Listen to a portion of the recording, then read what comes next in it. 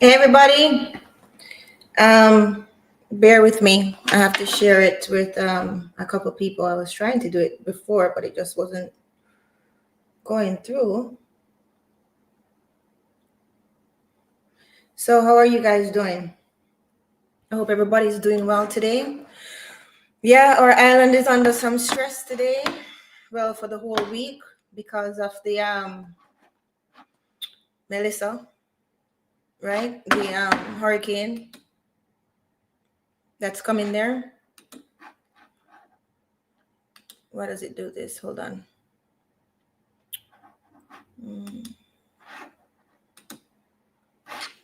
Yeah, so because of the hurricane, I mean,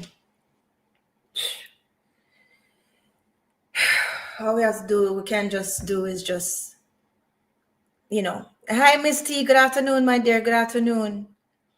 Yeah, I hope your people in Jamaica are doing okay, my love. Um, it's a stressful time for everybody.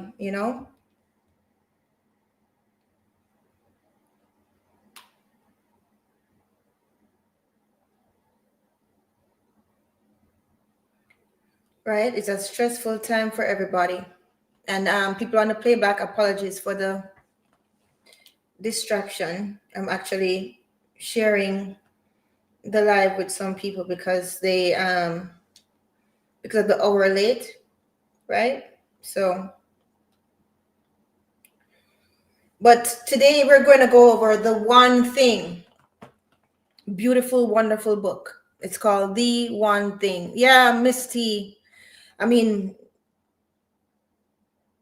they just did the roof, so you know you can look at that as good and as bad. So hopefully, we just certain things just not in our control. We can just hope for the best and just keep on. That's all we can do. So yeah. So today we're going to be doing the one thing, and I want to talk to you a little bit before we do this. Okay.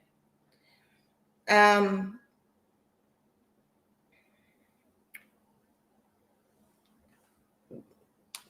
Listen, guys. To be honest, okay, you have my full attention now. To be honest, my people, Fire Nation, you really don't need more information. What you need is integration.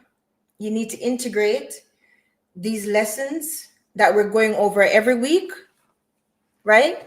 You need to implement them into your life. I know my bangs, them trying to grow back, so kind of look not as because the bangs growing back, so that's why it's shaped funny. Anyhow, it will soon grow back. But listen, um you don't need more information. Okay, you do not need more information. You have information at your fingertips. What you need is integration. In other words, to actually do the things that we talk about. So what I've started to do and what I'm doing now, right, is giving you action steps.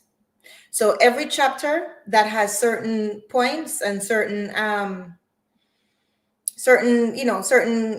suggestions, every chapter I'm going to give you action steps so that you can actually integrate it into your own lives.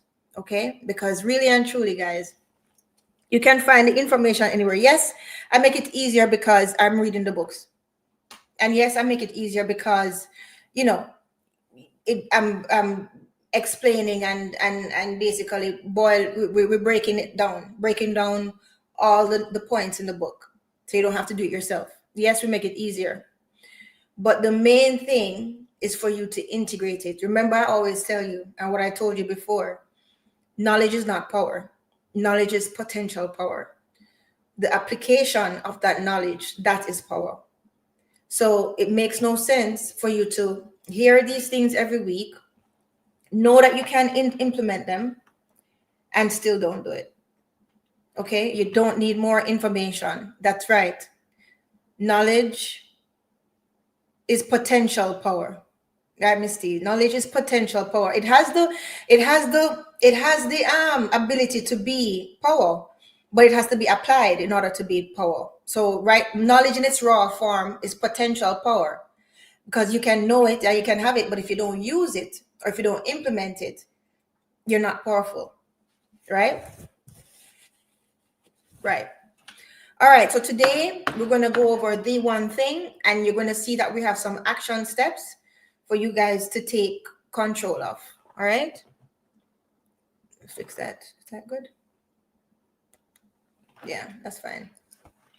All right, so let me share my screen and we get to work.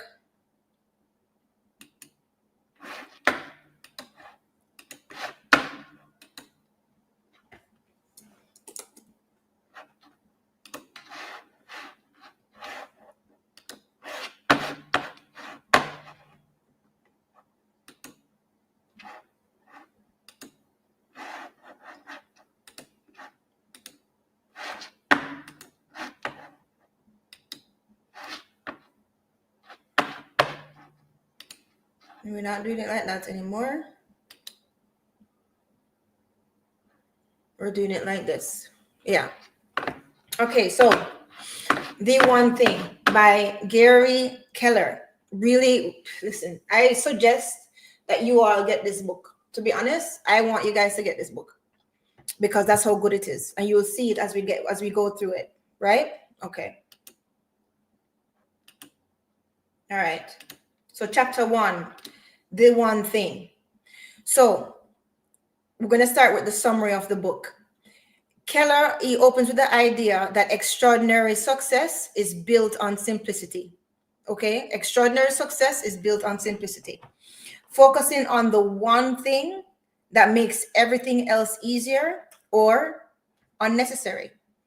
So you have to figure out what that one thing is for you, though.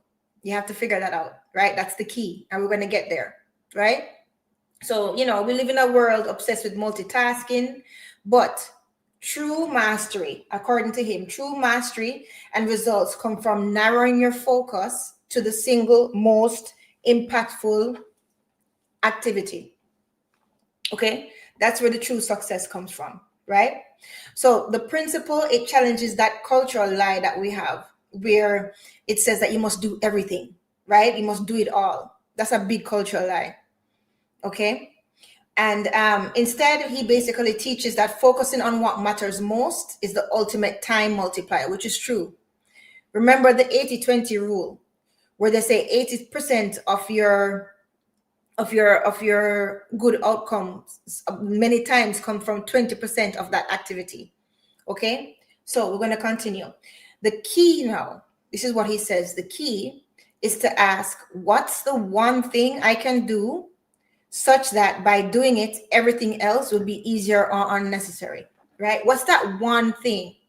Now, this is something where you have to sit with yourself, guys and girls.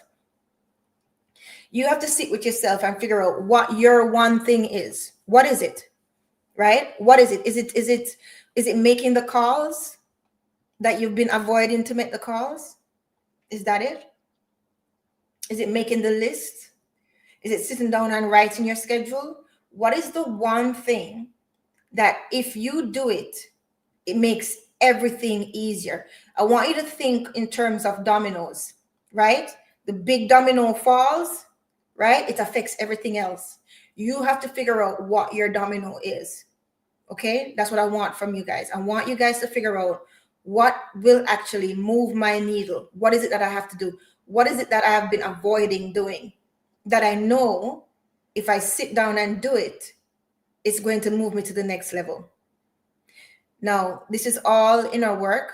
This is all self-work. And that's why I say, like, I'm not here telling you what to do, and I'm not here teaching you, because you guys know what to do. If you guys spend the time with yourself, you know what you need to do.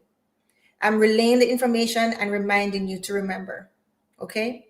Now, some of it might be new to you, that's true, but you need to sit with yourself. All right? So, this question here, what's the one thing that I can do that by doing it, everything else would be easier or unnecessary? That question guides every decision, and it serves as a compass for your personal growth and for your and just for your personal life. Okay? Next, what he says is extraordinary success comes from focusing on the one thing, the one most important thing. What he says, which is true, multitasking, it scatters energy, but focus multiplies it. Now, yes, it's true that some tasks you multitask, right? Like they say, okay, you can walk and chew gum. Easy, right? I like that saying, that's easy, right? But when it comes to tasks that actually matter, where you can be on autopilot, right? I don't like the multitasking thing either, because you're not giving your full attention to what it is that you need, the need that you need to be moving. You need focus. You need to focus your mentality, focus your mind on what it is that you're doing, on your tasks. Okay? Right. So success demands focus on fewer things, not more things. This is true. That's why sometimes you find people, they're busy, busy, busy, busy, busy, busy, busy, busy, busy, busy, busy, busy, busy, busy, busy, busy. But not because you're busy means that you're effective. Okay? I don't want you to forget that. Not because you're busy means that you are effective. So this is a lot of inner work and a lot of inner things where you have to actually sit with yourself and see what the truth is for you. Okay? Yeah, Misty, I know you know it's true, right? And these are things, listen, I'm on my own journey too, you know. I'm on my own journey of self-improvement too, right? And I'm actually everybody is at their own level. But that doesn't mean that your level is less significant than mine, because I am still battling myself to reach to the next level, and just like you will have to battle yourself to reach to whatever your next level is, right? Doesn't matter. Okay, knock on wood. But even though I'm healthy and everything come back good and everything is saying pristine, God could call me home tomorrow, right? Knock on wood. I don't want that to happen because I have a lot of life I want to live, right? But that's why you don't compare your journey. Okay? So, success is about doing the right thing. Okay? It's not about doing everything right. That's how people get burnt out, people. That's why a lot of people get burnt out, because they think that, oh, I have to do this right, and I have to do this right, and I have to do that right. And they have so many things. That's why the best managers know how to delegate. You're not supposed to have your hands in everything.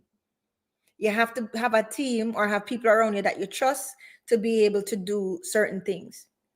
Okay? You cannot do everything. And that's a lesson that I had to learn in my 20s. Okay? And that comes back to bad bosses too. Bad bosses, they will micromanage the hell out of you because they have to be in charge of it. They have to be on every step. No. You focus on what you focus on. Let me focus on what I focus on. We meet afterwards and we see, was this good enough? Where do I need to adjust? Okay? Good. So effectiveness, it beats business every time. My thing is be effective. Okay? Be effective. Effective is what's important, right? Now, extraordinary results are directly determined by how narrow you can make your focus. Guys, this is why focus is so important, especially in this world where everything is trying to vie for your attention. Okay? And it's harder for people to focus now because of the fact that because of social media. It's harder for people to focus, right? Because they get pulled in every direction. I understand that.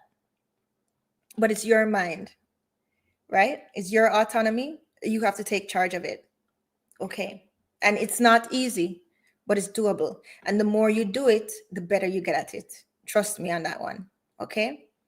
Okay. So next, key points. Success demands focus on fewer things, not more. Don't forget that. Multitasking scatters your energy. Focus compounds it. Okay. Prioritization, it brings clarity and control, and that's what you need. You need clarity. You need to prioritize. Write it down. Write down what is the most important thing for me when it come on to making these sales right now? What's the most important thing? Right? Do I need to call the clients? Do I need to send that email? Do I need to schedule a Zoom meeting? What's the most important? Who do I need to get in touch with? What do I need to get together so that I can basically recycle it for all my meetings? Whatever it is that you have, I can't think it for you. You have to think it for yourself. Prioritization brings clarity and control. You have to prioritize. Okay. Now, the one thing question, it simplifies your goals into actionable direction. Okay. The one thing question that simplifies your goals into actionable direction. Guys, if your goals are not actionable, honey, it makes no sense. It's just a dream. It's just a dream.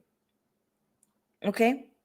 So so focus on the most important task, right? And pick the single activity that matters most right now. So you have to be able to sit with yourself and say, what matters most right now? What really, really matters most right now in this, what I'm trying to do? Right? And then you can focus, then you can get your task together. Then you can focus. Okay? Okay, good. Next. What does it mean? What does it mean when we say focus on the most important task?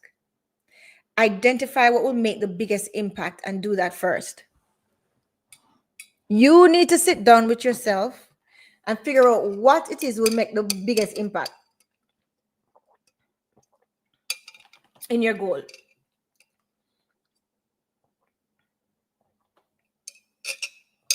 What will make the biggest impact?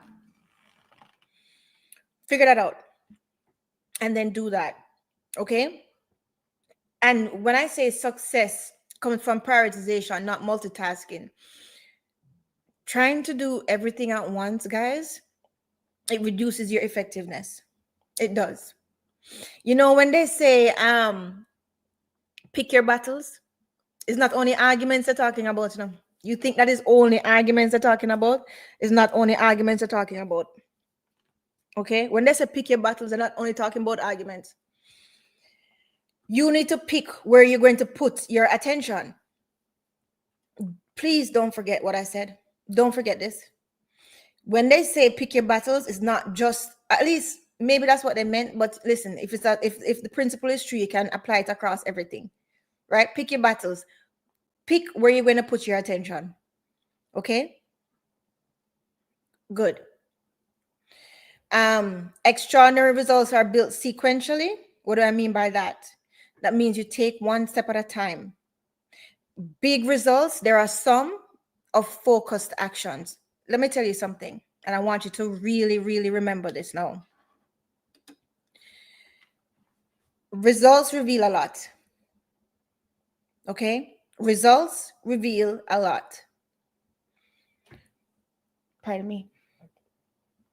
Results reveal not only your lifestyle, but it also reveals what you've been repeating. Okay? Results reveals repetition. Do not forget that. It does. Good. So, don't do everything. Focus on the one key area that matters most, right? Because when you spread yourself thin, you achieve less. You achieve less. And your consistent focus, it will build your results faster. That's why repetition is so important. And even in the other books that we went through, right? What did they say? What did they say? Consistency over intensity every time. Consistency. Be consistent. You might fall off the bandwagon. That's fine. That's fine. So what? Okay, you started off good. You had a great week or a great 2 weeks. That's fine. You fall off the bandwagon. Guess what? When you realize that, get right back up. It's okay. But you continue. Okay? Right. Now, what do I mean by prioritization brings clarity and control? Basically, knowing what matters, it gives you confidence and it gives you direction. Once you know what matters most for your goal, once you know this thing matters most for my goal, for me to achieve my goal, right? Once you know that, you have clarity and you have direction. Okay? Don't forget that, right? Always ask. I want you guys to get into the habit of asking, what's the one thing that I can do today? What's the one thing that I can do? Right? That will help you to find your most impactful step. Okay? Now, I have some real life examples for you and your next action steps, as I said to you before. Right? Now, real life example, Steve Jobs. He cut Apple's production line by 90%. Everybody thought he was crazy. Yeah, he did it, right? Why did he do that? In order to concentrate on four products only, right? And that made him groundbreaking innovations. Okay, he cut all of them other 90% and only focus on four products. Okay, don't forget that, right? So your next step is write down your one thing for this week. I want you guys to do it. Again, you guys don't need more information. You need integration. So you need to be able to try these things with yourself. I can't do it for you. I can't want it for you and I can't do it for you. Right? And if you want it, then you have to prove to yourself that you want it and try these things. Okay? So remove 3 distractions or commitments that don't serve you or that doesn't serve it. Hey, big up Imhotep, my brother. Big up, big up. Good to see you. Remove 3 distractions or commitments that don't serve your purpose. Okay? Remove it, right? And review and refine your focus weekly. So every week, check in with yourself. From the big picture, I love to say zoom out to zoom in to zoom out to zoom in. Okay? So from the big picture, right? From the big picture, that is the big goal. Zoom back in. What did I do this week, or what can I focus on? What's the one thing that I can do to move this thing forward? What's the main domino that I need to knock out that will help me to knock out the rest of the dominoes? That's how you have to think. Okay? And eliminate everything else. All right? Now, again, I'm going to give you some explanations from some of these quotes that he has here, right? Success is about doing the right thing, not about doing everything. What's the relevance of that? Why is that relevant, Julia? Why is that relevant? Well, Keller reminds us that effectiveness, it beats busyness. That's true. But true achievement, it comes from discernment, not activity. You have to be able to choose what is important to you. What is it that you need to do in order to move your level forward, right?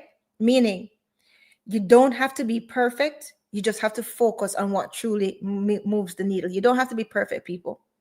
And sometimes people are so caught up, ouch. Sometimes people are so caught up with being perfect, right? When they start something, that it actually stops them and they start to procrastinate, right? Because they're thinking that it has to be this way or it has to be that way. Just start. Just start and then you adjust as you go along.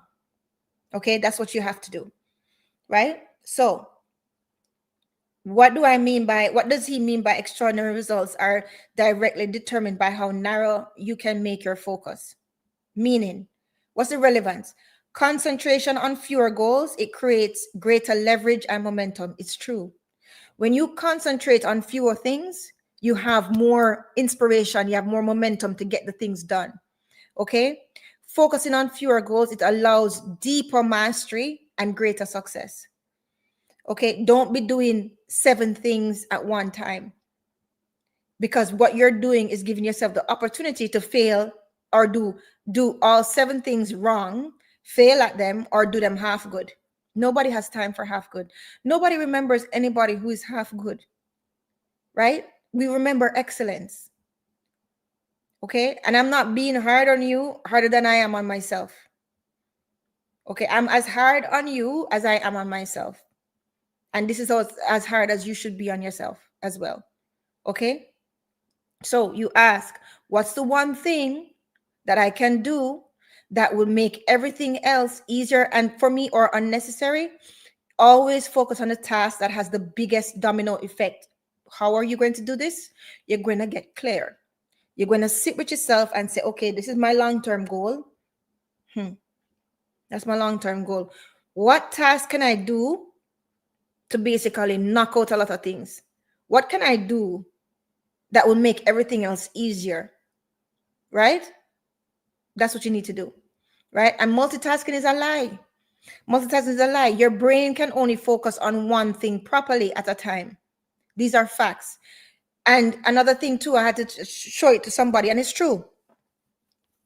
You try reading something while somebody talking to you.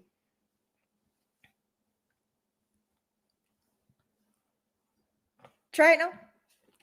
You try reading something while somebody talking to you. Won't happen. You know why? Because while you're reading, you're actually talking to yourself. While you're reading, hi again from Pain Music. Hi Invest. Good afternoon. Good afternoon. We're going over The One Thing, right? It's a remarkable book, and I really, really encourage everybody to get it. It's by Gary Keller. It's a wonderful book, Invest. And basically, what I'm doing now, guys, is, as I said before, you guys came. You guys don't need more information, you need more integration. So I'm giving action steps with each chapter so that people can actually try to integrate the lessons with their lives. I don't want to just be out here just talking to talk. I'm actually trying to help people. I'm actually trying to help us, right? So in order to help you, even though I'm breaking down the books and everything like that, in order to help you, it's best for me to help you to have the action steps to where you can integrate what it is that you're learning, right? So you're not just hearing it. Okay? I invest. Right. So multitasking is a lie. You know, you can try it yourself. You read something in your brain, in your mind, while somebody's talking to you. You're either listening to what you're reading or you're listening to them. Yes, it's true. You can walk and chew gum, as I said before, right? But when it comes on to the real task that deserves your attention, multitasking is not good. Okay? You don't try to split your attention, because it will reduce your productivity, right? And it kills your performance. You concentrate fully on one thing. Okay? I know I'm repeating this for importance. This is the question I want you to ask yourselves. This is your to do. This is your action step. This week, guys, before the week starts tomorrow, ask, what's the one thing that I can do that if I do it, everything else will be easier or unnecessary, right? When you find that task, it makes your other tasks simpler.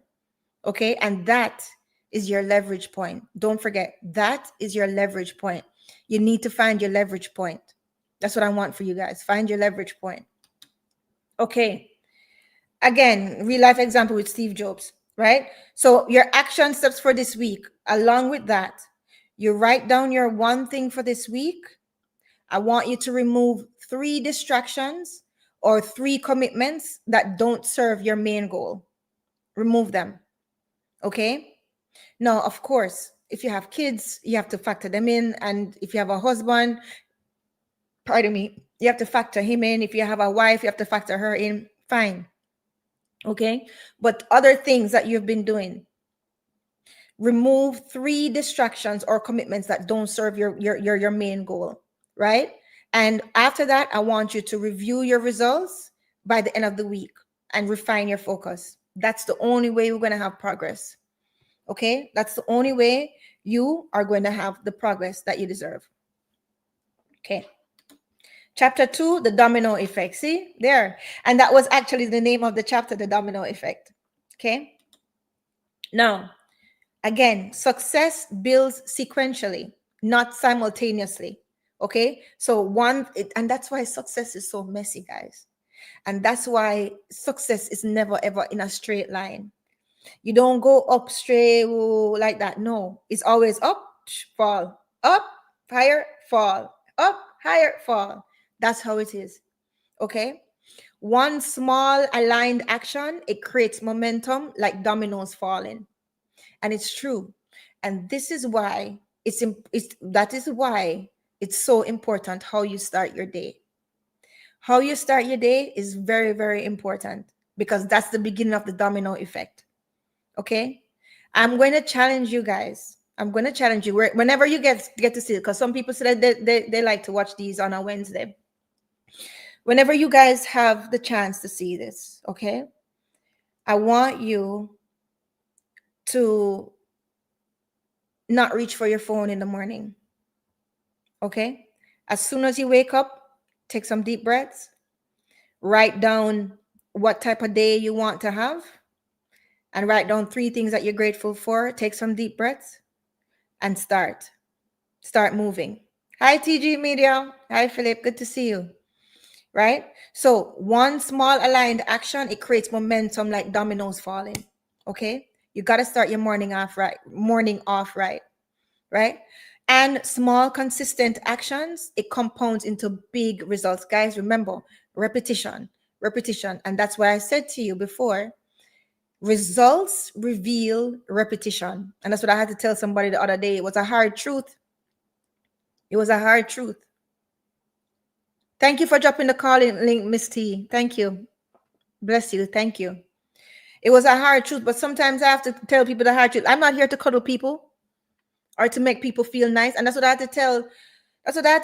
Guys. You don't know the week I've had. That's what I had to tell a young man this week. I'm not nice. I'm kind. There's a big difference. Okay? Nice people will tell you what you want to hear just to get along and just for you to like them. I can't repeat what it is that I actually tell, but you get the point. I can't curse on this thing, right? I'm kind. In other words, I will give you what you need and I will do it in a gentle way so it's digestible for you. And I'm actually caring about you and your path and what it is that you're doing. Okay, that is kind. Somebody who will actually look out for you and somebody who will actually tell you what you're doing wrong and what is working. Okay, and actually help you to get better. That is kind. I'm not nice. I don't need to be nice. Okay, now this is what I'm trying to say. This is what I said to him as well. Results reveal repetition. These are facts. Okay, your results reveal what you've been doing, what you've been focused on. You can't tell me you gain 5 pounds, right? Unless it's muscle, and you've been eating less and moving more. It makes no sense. Don't tell me that foolishness. People lie, numbers don't lie.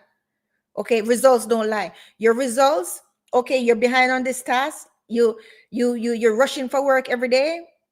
What were you repeating? Did you iron your clothes the night before? Did you get things together from the night before? Did you fall in front of fall asleep in front of the TV? Your results is the truth, and that reveals repetition. Now, sometimes, yes, your results can lag behind what is this that you've been doing for a long time, and it may take time to actually build up, right? But it will soon start to show. It will show. Okay, so one right decision can unlock exponential progress. What is it, guys? You have to sit with yourself. What is it that you have been avoiding? What is it?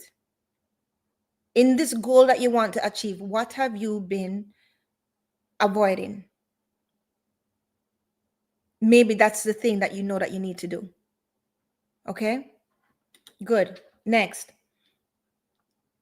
So, yeah, he introduces here the domino analogy, right? Whereas a single small action can set off a chain reaction, right? Of exponentially larger outcomes, right? So when you're aligned properly or when you're well placed, effort topples the next, right? So it creates unstoppable momentum, right? So therefore, guys, I want you to always remember this. Success isn't about massive effort all at once. Remember, intensity. See, this is the same theme from the other books. So I love these books so much. Like, I'm so grateful that I reread this book with you guys. I'm so grateful because the last time I read this book was probably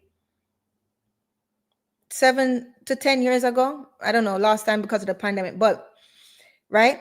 So this here is shows everything that we were talking about: consistency over intensity. So success isn't about one big massive effort all at once, but consistent effort in the right order and in the right direction. Okay, good.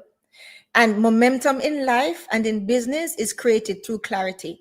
Guys, you will not have proper momentum if you're not clear. Now look at it. You can be darting from here to here to here to here to here. If you know you're supposed to be here, keep darting this way. Right? Be clear on your vision. Be clear on where it is that you're going. You have to have clarity first. Okay? Clarity. Clarity. Good. So the chapter summary and core idea: success built is built sequentially, not simultaneously, right? Small, consistent actions lead to big results. Okay. And momentum compounds when priorities align. You have to align your priorities. Right? You have to, I'm not saying not to take a break. I'm not saying that. Of course, you're going to need a break. You're a human being. Okay. But when your break becomes a habit, like it's something that you do more than what you're supposed to be doing, you're off track. You have to be able to admit when you're off track in order to get back on track. Okay? You have to be able to admit when you're off track. Right. Next. Here's my explanations for some. Big results come from small aligned action. Start with one step, guys.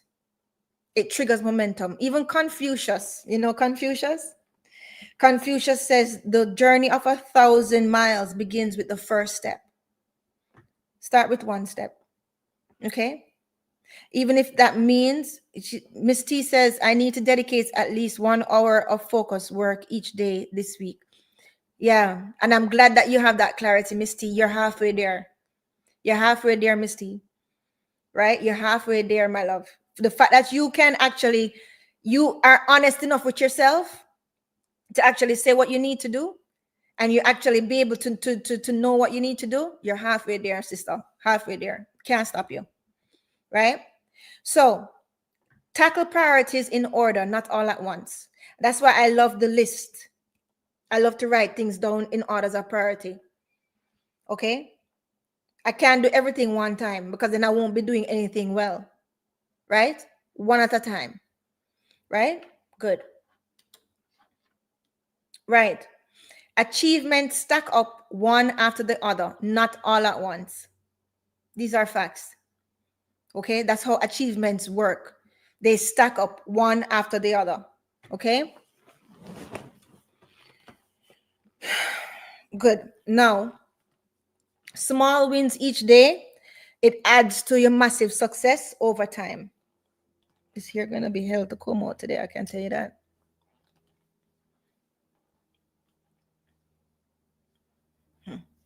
Anyway, right? So, yeah, so it stacks up over time, right? So once you focus, progress becomes faster and easier. Guys, it's true. I'm not superhuman. Those people that I know that I look at and I study, they're not superhuman either. I'll tell you a secret. A lot of them not even as bright as the people that I've met on YouTube. Jamaican people. Listen to me. A lot, and no offense. No offense to you. I don't know you guys won't take any offense. My other friends, right? But listen to me. A lot of them don't have anything, and they know it. You guys know they don't have anything over you. They're not smarter than you. They're not brighter than you. They just know what to do. They know how to be effective. And yes, they may pick up things on the way because they know learning and continuous learning is important. But when it comes down to the nitty-gritty, right? They don't have anything on you other than the willingness to learn, right? and actually getting their ducks in a row. Okay? And the effort and the belief in themselves and the confidence. Okay? Good. Right. So the first step can always trigger a chain of success. Once you focus, your progress becomes faster and easier. And I'm telling you this as the truth. You have to pick your battles when it comes on to what it is that you want to focus on. Okay? Now, here is the quote and my explanation. Success is built sequentially. It's one thing at a time.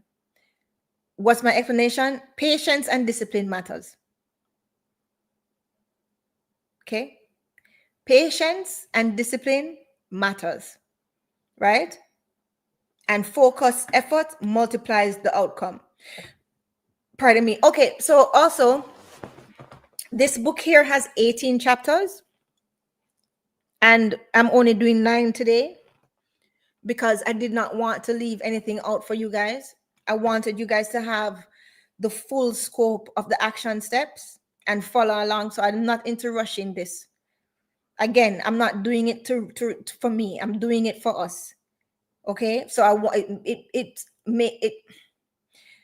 If I don't feel good knowing that you're going to actually, if I'm making this information digestible for you, it don't make any sense. I come here every Sunday. It makes no sense. I could be golfing with my friends. I could be hiking with my friends right now. They're gone on a hike, right? So I'm breaking this into 2 because it's 9 chapters. We can go over the 9 chapters, and I want you to fully grasp what we're saying. Next week we can do another 9 chapters, or I'm not too sure if we're going to take a break and do another fireside chat. We'll see. Okay. Now, again, this is your action steps for this week. Write it down, take a picture, come back to this, do whatever you need to do. Identify your first domino task. What is that? Is that making the call? Is that fixing the website? Is that adding products to the website? Right? List what it unlocks next. In other words, this is how you figure it out. Making the call, what does that unlock? That unlocks me making contact. That unlocks me knowing if it's yay or nay, or if they're telling me Julia later. Okay? And commit to daily progress on this task. Commit to daily progress. If you don't measure it, and measurement don't only mean measures in here today, there tomorrow. No. Measures in every day. Did you commit to the task? Did you do that task? Okay. And in the end of the week, you feel your respect with yourself will grow so much when you stick with this for you. And this is what I want you guys to think about, right? This is what I want you guys to think about. If you were doing it for your child, you wouldn't have any problem. If you are doing it for that man that you love now, whoever he is, you wouldn't have any problem. If you are doing it to impress the girl that you want, well, we're all adults here, in your bed, you wouldn't have any problem. So why won't you do it for yourself? Do it for you. You should do it for yourself more than you do it for anybody else. Okay? This is a simple thing. Sit down with yourself and figure it out. Invest says starting is half of the win. Intelligence doesn't always equate to success. That's right. A person who has a bias to action, to a can-do attitude, will outdo some of the smartest minds who get information. That is correct. And that is why I'm doing this invest. And that is why I'm giving action steps with every book. Every book, I'm giving you action steps because I want you guys, when you come here, I want it to actually leave you better off. I don't want you to just be here just to be here. I don't want you to just be here just to hear the information. I want you to actually implement the information. So what I'm starting to do now, invest in everybody, action steps for you guys to follow through so you guys don't get overwhelmed. Okay? Again, you don't need more information. You need integration. Next. Real life example. Of course, everybody likes to use Warren Buffett. A lot of people don't like him. I don't particularly like him too much, but I respect the guy. Another thing, not because you don't like somebody means that you don't respect them or respect their hustle or what it is that they've built or what they've done. Get that out of your mind. I don't particularly like Warren Buffett. I don't particularly like Bill Gates. Don't. But that don't mean that I don't respect the things that we're able to bring to fruition, right? So no, Buffett, Warren, I said Warren Buffett.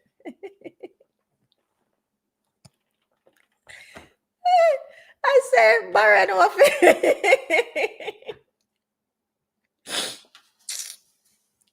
Oh boy. Anyway, listen. Warren Buffett, right? His investment empire started with a single small investment. It did a small one, right? But he understood that investment very deeply, right?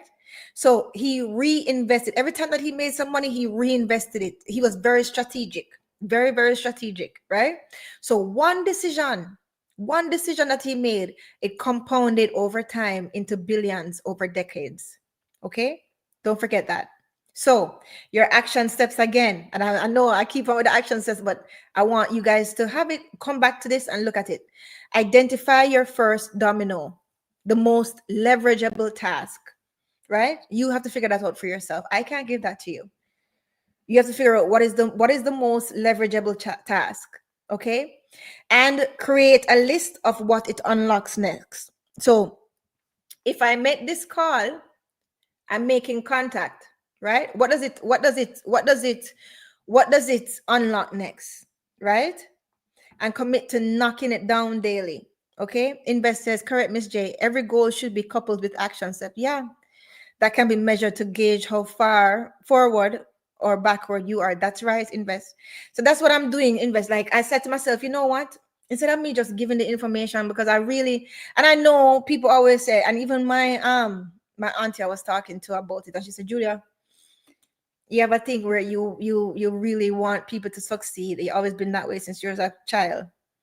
But you have to remember that you can't want things for people. And I know that. And she always tells me that. And that's why I tell myself that. And sometimes I admonish myself with that as well. But I'll tell you what, potential is a very frustrating thing. And when you see the potential in people, right? And when you want better for people, you just want them to just do it, at least to try take a chance on themselves. You know what I mean? So right now, instead of me bombarding them with information, I'm giving you action steps as well, because we do not need more information. I'm going to keep saying that. Okay. Okay. All right. Next, model the successful. Guys, look at the successful people. That's why I read autobiographies, right? I don't just read them just because I like these people. Some of them I do like, that's true. But I don't just read because of that, because I want to know, I want to get in there. I want to see what works for them and try it for myself. I see if I can try it for myself. Because everybody's journey is different. But model the successful. Success is pattern, it's not random. And success leaves signs. Okay, remember, again, this ties back into what I was saying before, which is results reveal repetition. Your results reveal what you've been thinking, what you've been doing, okay? And where you've been putting your energy. Okay? That's why I don't listen when people tell me ask that on cow fat.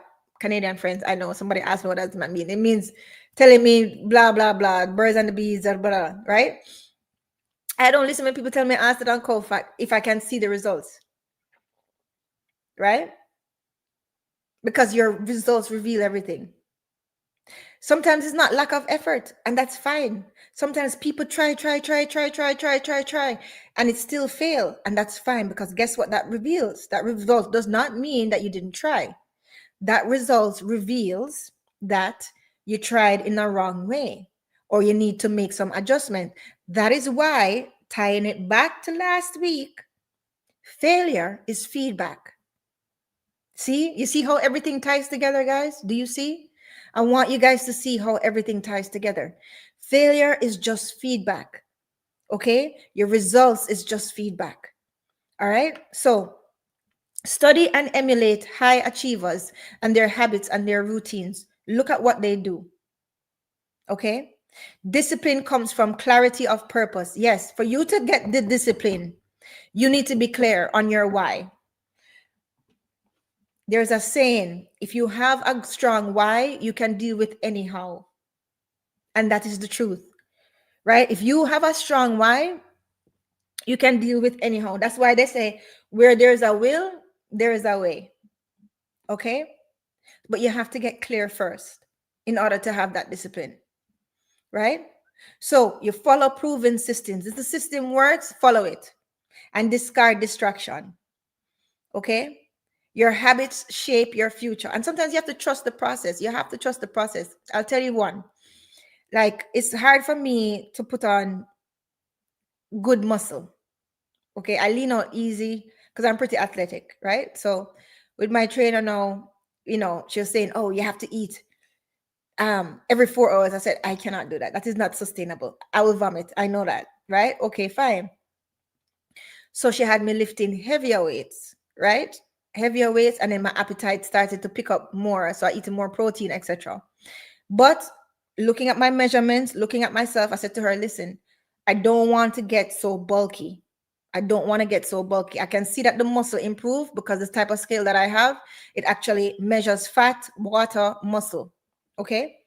So I said to her, yeah, I can see that the muscle improve, but for my aesthetic, from what I like, I don't want to be that thick, right? I don't want to be that. I don't want my muscles to be that big. Simple, right? So what she suggests now, we have to adjust. So now she says, Julia, I know that already because we already talked about this from the beginning, right? What we're going to do now is lift lighter weights for a longer period. So that means instead of me lifting, say, 60 pounds on my quads, now for like 10 reps, now I lift 35 pounds on my quads for probably 25 reps, right? It makes the muscle train differently, right? These are things you have to be able to adjust. Okay, but you have to trust the process. I had to trust that process too because I don't like being, you know, being that some people find it attractive, but I don't like to be that thick, especially with squats and leg lifts and stuff because I put on my muscle in my legs easier than in my upper body for some reason, right? You have to know your body. You have to get clear if that is a goal for you. If your goal is for the business, then you have to get clear on what it is that you need for the business, right? It's all about clarity. Okay, so your habits, it shapes your future, not your dreams, not your wishes, none of that. It's your habits that shape your future. Okay, don't forget that, right? Next. So she basically emphasizes that success is not random, right? It's a trail. Success is a trail. It is. It's a trail left by high performers who master focus. Okay. So study their patterns. Just look on anybody that you really, really like, you really admire their success. Okay. And study them. Read about them. See what they do. Right? See what they do. See what works for them.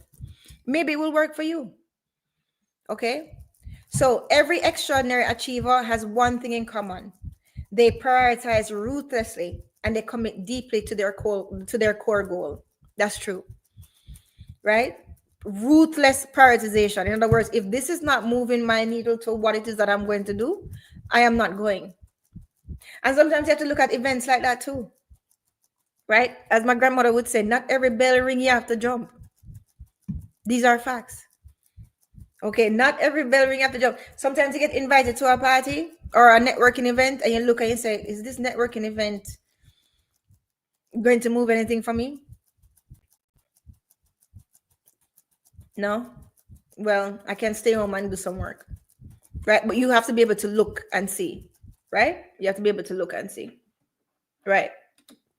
Now, again, you study the patterns of high achievers. Success leaves footprints. Follow them. Follow them. Follow the footprints of other people. Do not reinvent. You don't need to reinvent the wheel. Now, you can adjust certain things to see what makes it sustainable for you. That's fine. But follow the footsteps anyway. Right? Discipline grows from clarity. Knowing your why, it strengthens your self-control. Right? Knowing your why gives you strength to persist. Now, this is a thing that I want you guys to always remember. Motivation does not last. Okay, motivation, it does not last. There's some days you're going to wake up, you're not going to feel like doing it. Then what you going to do? What you going to do then? Motivation don't last. You have to be firm with your why. Know why you're doing it. Even if it's just you, you know what? I've never kept a promise to myself before. Even if it's that, start there. There's some people 50 years old, that we talk to, right? And that is where they are. You meet people where they are. Okay. They never keep a promise to myself. And I said that, you know what? I'm going to stick through this for this week. And then 1 week turned into 2 weeks, then 3 weeks, then a month. Okay. So whatever your why is, you're doing it for my children, right? Doing it for because I want to prove to myself that I can do it. Doing it for because everybody said that I would fail. Doing it because I know whatever your reason is. Okay? You find your why and you stick to it. All right? Your why will help you through anyhow. Okay? And it strengthens your self-control because anytime when there is that, and you will be tested. Listen to me. You're going to be tested. As soon as you start that goal, you are going to have some tests to see how much do you want this goal and how strong are you. It's not going to be easy, but you have to be ready for it. Do not go on the battlefield of your dreams and think that, oh, it's going to be easy. It's not. Right? You're going to learn a lot. Okay? There's going to be a lot of hiccups, even in the form of people, friends, family, enemies. All right? Now, you emulate what works and you ignore what distracts. You copy proven methods and you drop unproductive habits. Drop them like hot potato. Listen to me. I want you to remember this. It's either you're going to drop your bad habits or your bad habits are going to drop you. Make up your mind. Okay? It's either you are going to drop the bad habits that are holding you back and that are stopping you from success, or your bad habits are going to drop you. You need to figure that out for yourself. And sometimes, I'm going to say it. Sometimes you're as you start to rise and you start to get focus, sometimes you realize that some people are bad habits as well. Okay? Sometimes you find out that some people are bad habits. You need to be able to drop some bad habits. If it's not helping you, if it's bringing only drama to your life, it's only draining your energy and it's taking you away from your goal, even if you shelf it for a while, okay, that's what you got to do. Good. Now, what Invest says, success is simple, not easy. That's true. But an easy formula. Identify what you want, create the action steps. True. Celebrate your wins. True. Keep inspired. True. Not outwardly. True. But your internal inspiration. True. Which will keep you. Exactly. That's exactly what we've been teaching all morning. Right? Okay. Next. Here are some quotes. And I have an example for you guys because I know some of you guys are sports people. Right? So people do not decide their futures. You don't. You decide your habits, and then your habits decide your future. Let me say that again.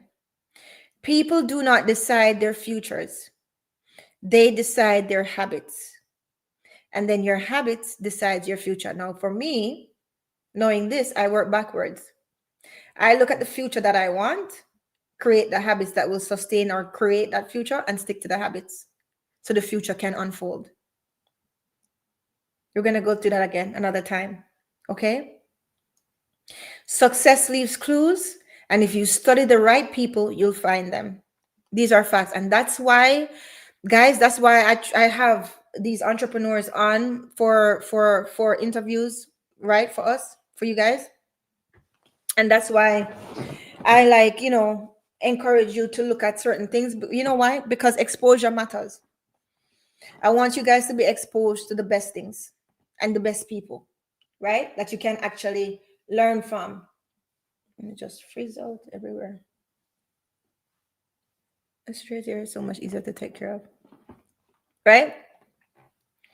So, right. I want you to have exposure. Exposure matters. Okay? So you can have a good frame of reference. Okay? Don't forget that. So Kobe Bryant, he actually modeled Michael Jordan, right? He modeled Michael Jordan's training and his mindset, right? And then he built on it and made sure that he outworked his competitors, right? Invest says the best way to do it for you. No greater feeling when you have achieved what you've started. No sweeter dopamine. Trust me. That's true, right? Your greatest why, whatever your why is, right? Whatever your why is, start there. Good. Now, again, here's the relevance to what I said.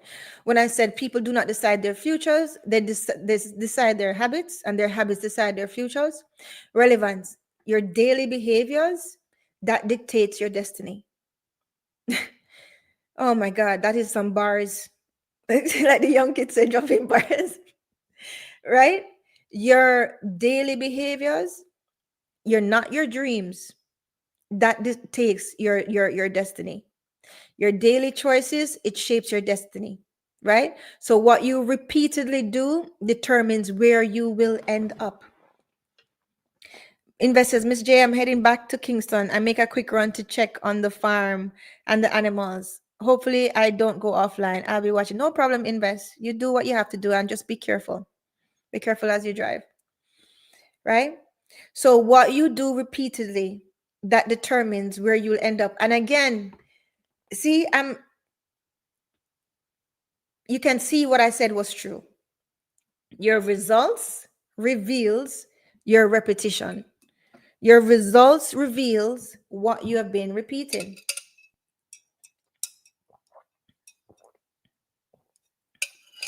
These are facts. Okay? Success leaves clues, and if you study the right people, you'll find them. Right? Modeling excellence, it accelerates your growth curve. It does. Model excellent people. Okay? Learn from those people who are already succeeding. Why would you talk to somebody who is broke poor about investing? Them know anything about investing? No. You go to they might know something about something else. You go to them for that. But you don't go to people who are not successful in what it is that you're trying to do to ask them about it. Right? And that's how you know the frauds too. Because they talk. As I said, information is not scarce in this day and age. Okay, them talk. But when you look at their lives, are they really implementing it? If they were implementing it, would they talk that way? Right? A lot of people like to go on and talk about talk because the information is there, content is there. But look at if they're actually doing it in their lives. How do these people show up? Right? Don't be fooled. Okay? So, modeling excellence, it accelerates your growth curve. It does. Now, here are your action steps regarding this chapter. I want you guys to identify 3 people excelling at what you want. Identify 3 people who are excelling at what you want to excel at. I can decide that for you. I can identify them for you. Okay? Study their habits and study their routines and look at their decisions. Right? That's what I want you to do. Okay? That's what I want you to do. That's an action step for you. Now, chapter 4, everything matters equally. No, it doesn't. Everything does not matter equally. So he does this with his chapters. Ouch. He does this with his chapters where he would say something, but it's the actual opposite. So everything does not matter equally. Okay? Everything does not matter equally. All right. So the summary of the chapter says, not all tasks are created equal, which is true.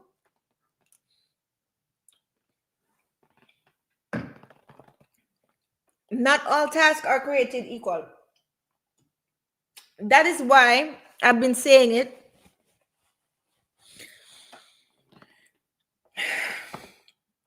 That's why I've been saying it, that you need to prioritize. Not all tasks are created equal. Find out what your leverage point is. Which domino do you need to kick over to help the rest of the dominoes? Okay? Not all dominoes are created equal either. Okay? Now, most people treat everything as urgent. You know those people? Oh, I have to do this. Then I have to do this. Then I have to do this. Everything is urgent. Guy, only a few things truly matter to what it is that your outcome is, what you want. Only a few things really matter. Okay? This to-do list thing, yes, I do have a to-do list, but it's based off of priorities, right? Replace it with a success list. He calls it a success list, right? So, which is basically a prioritized, purpose-driven plan, right? So you prioritize what should go next. What's the next important thing? What's the next important thing? What's the next? And you go from there. That's what he's telling you to do. Now there's this Pareto principle, what I was telling you before, and I also one of the entrepreneurs that came here, we were talking about it, the 80-20 principle, right? 20% of your efforts yield 80% of your results. That proves to you that not all tasks are created equal. 20% of your efforts of what is it that you're supposed to be doing will give you 80% of your results.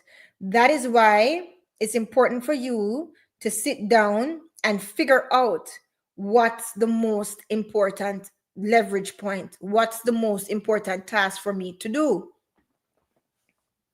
That is the 20% that will give you the 80% of your results. You need to figure that out, and more than likely you do know. More than likely you know, and it's something that you've been avoiding. And you know it. You know this. I'm not telling you anything that you don't know. Investors, for me, Elon Musk, Michael Knowles, and the Prince of Dubai is three people that he's modeling. Just have your people. Invest has his people. Misty already ahead of the game, ahead of a lot of people, because she knows exactly what she needs to do. She's honest enough with herself. And she's actually telling herself that she's going to do it this week. Okay. So that's what it is. And now with this 80-20 Pareto principle, I want you guys to look it up. It's Pareto principle, Pareto principle. So learning to say no to trivial tasks allows you your most valuable work to shine. I say that all the time. All the time I tell you guys the same thing, right? You can't say yes to everything. Okay. Now, prioritize what truly matters. Not all tasks are created equal. Again, 20% of your efforts use 80% of your results. All right, fine. Multitasking, it kills mastery and it kills depth. Talked about that. Okay. Some things drive your results. Okay. Some things drive your results and other things are just noise. You need to be able to sit down with yourself and figure out what is actually driving your results and what is actually noise. I can't figure that out for you. Okay? You need to figure that out for yourself. Good. Right? Focus on the few action producing most outcome. Right? What is the action that's going to produce the biggest bang for your buck, as they say? Okay? Do not split your focus with multitasking. Quotes, achievers always work from a clear sense of priority. True. We always know what it is that we need to do next. The one thing. What is the one thing I need to do next to move this needle where it needs to go? You can't succeed if everything is important. Listen, guys, if everything is important, nothing is important. I'm going to say it again. If everything is important, nothing is important. Okay? Put that in your pipe and smoke it, please. Right? You focus exclusively on what it is that you have to get clear. That's the first thing. Get clear and then focus on what it is that you know that you need to do. Okay?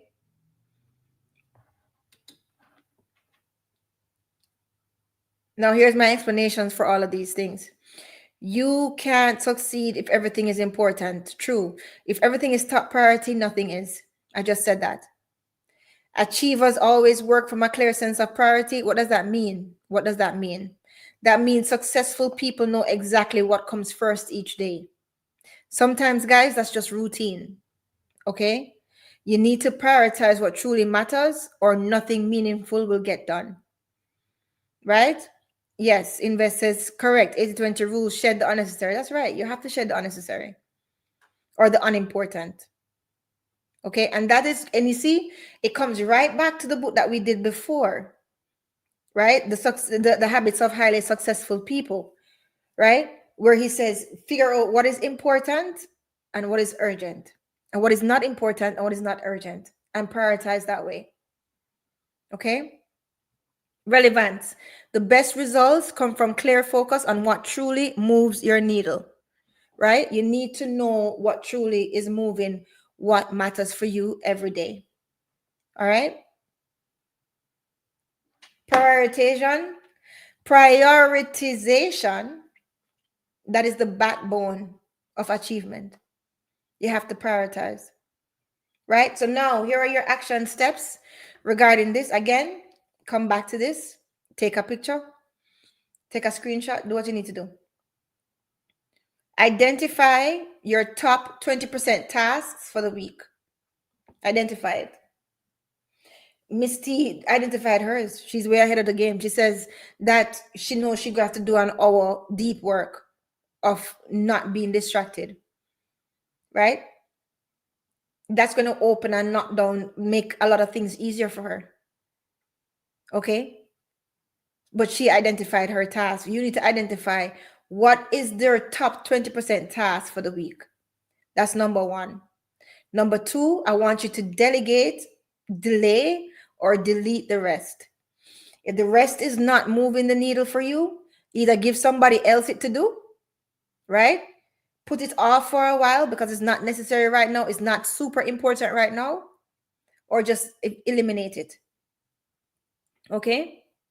And you block your focus time for priorities only. That's what Miss T says she's going to do. She's going to block off an hour to focus on what it is that she needs to focus on. Okay? Good. Chapter 5, multitasking. Remember, that's a myth. The multitasking thing is a myth. Okay. Let me have a sip.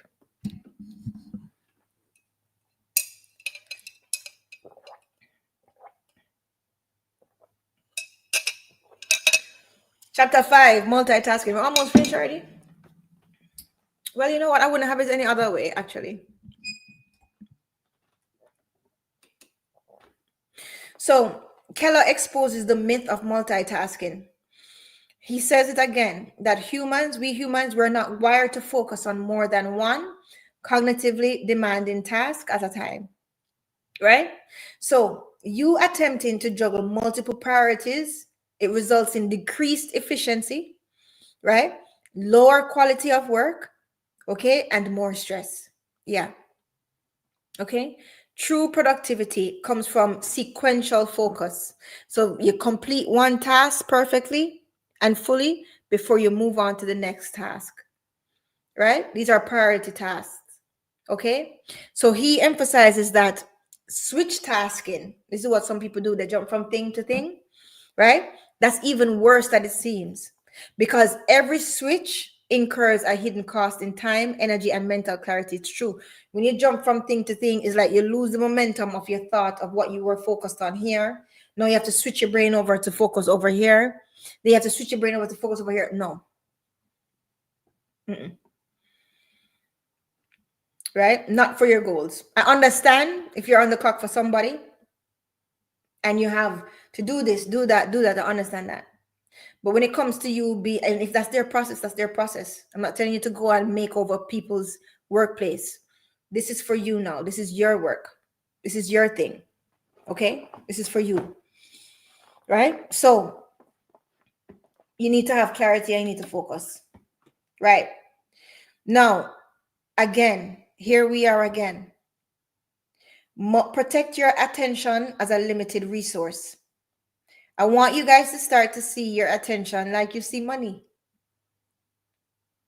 Well, I don't want you to see money as a limited resource, to be honest. No, forget about that. Scrap that. Guard your focus hours as sacred. In other words, just see it as sacred. Okay, because it is. Right? It is. So protect your attention because it is a limited resource. You can't pay attention to everything at one time. Okay? Don't forget that. Right. Now, again, multitasking, it drains focus. Deep work wins. Put your phone like what I do, put it on do not disturb and focus on the task at hand. Okay? Remember what my grandfather says. Whatever thy hands findeth to do, do it with all thy might. Don't forget. Okay? Now, your brain can't truly focus on more than one thing at once. These are facts. Right? Good. Treat focus hours as non-negotiable. That's what I do. When I'm focused on my work and I have to focus on the work, do not disturb. Nobody can get through. Sorry. I'm focused on this task. Afterwards, as soon as I take a break, I take it off to see if somebody is any emergencies or anybody else trying to get through. But you have to treat your focus time as non-negotiable. Okay? And don't forget this, discipline is temporary, but the habit is permanent. And you know what the good thing about this line is? Listen, I say it again. Discipline is temporary, habit is permanent. Let me tell you what the beauty is about this, right? The more you create something as a habit, the less discipline you're going to need to enforce it. Okay? These are facts. The more you have something as a habit, the less discipline you're going to need to keep it going. This is why bad habits take no effort. Okay? That's why bad habits take no effort, right? And when you actually have something as a habit, it takes no effort, right? Because you cannot rely on your willpower forever because things happen, moods change, hormones, things happen. But if you have that habit, you don't feel like you have to be disciplined to do it anymore because now it's a habit. So now when you get up, if you don't go to the gym, you feel off. You feel like something is off. You know what I mean? You feel like something is off. Why? Because that habit got switched, right? Yes, you rely on your discipline to create the habit.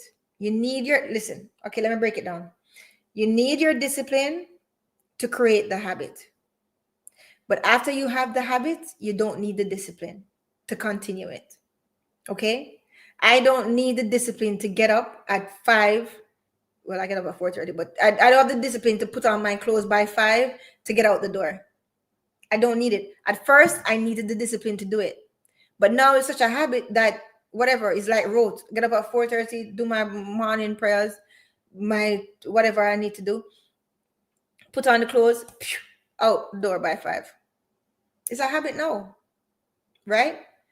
So that is what you need to get to. You need to be able to make your discipline.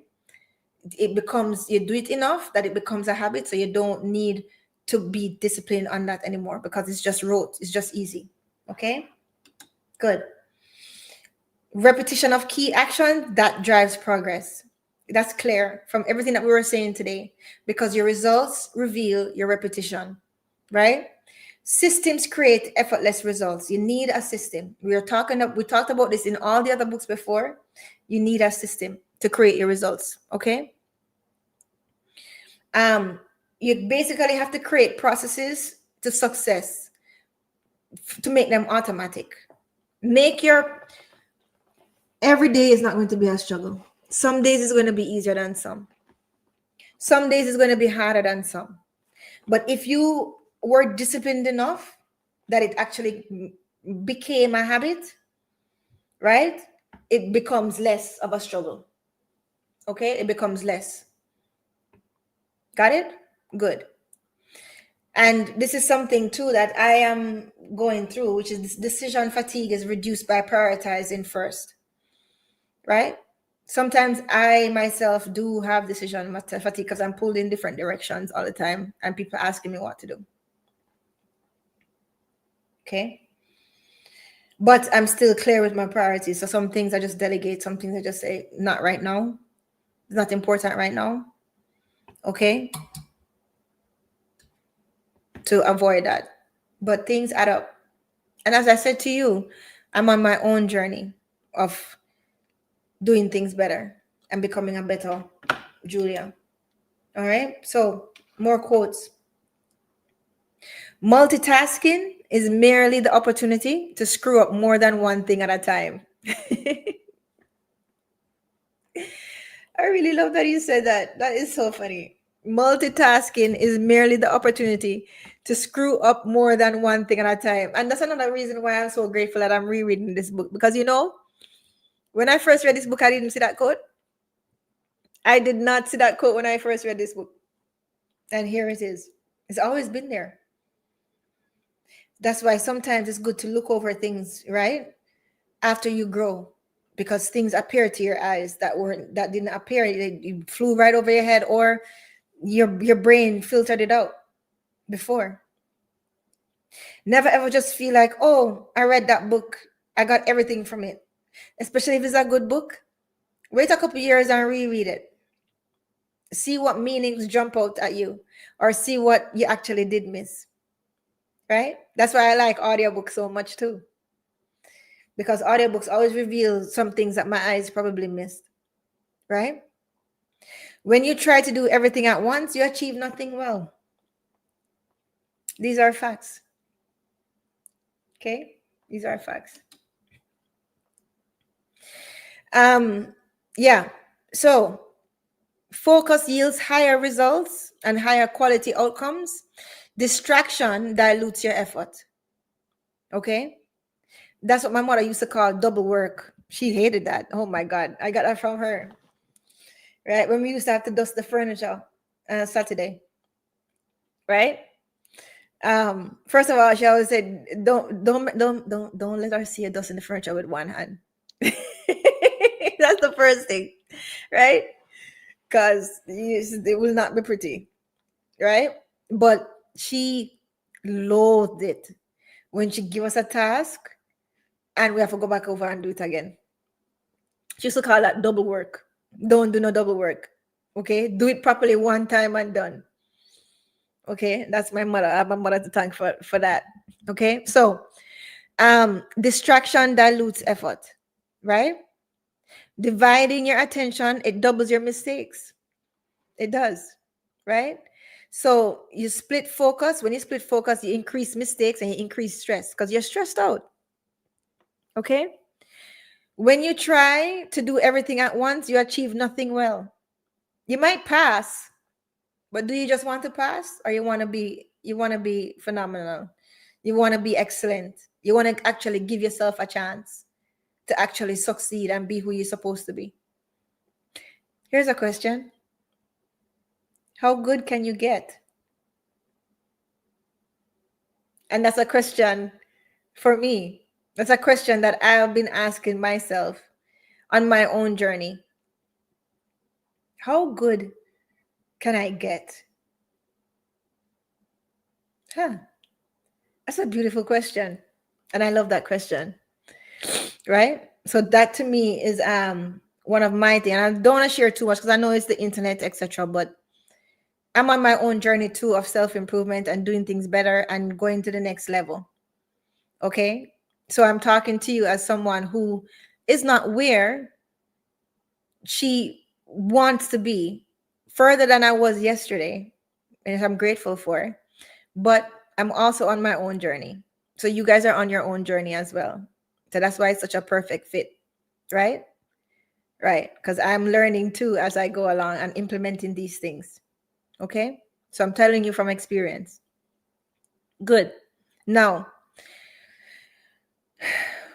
quantity destroys quality in a lot of things. And you know what? We always say that, and it's the truth. Quantity, sometimes too much of something, it destroys the quality. Do less and do it better, do it well, right? Do less and do it well. When you do everything at once, you achieve nothing. Prioritizing one task at a time, it compounds your results. Next. Now, here is your next action steps for the week. Here's your next action steps for the week. Pick one high priority task and work uninterrupted for 90 minutes. See?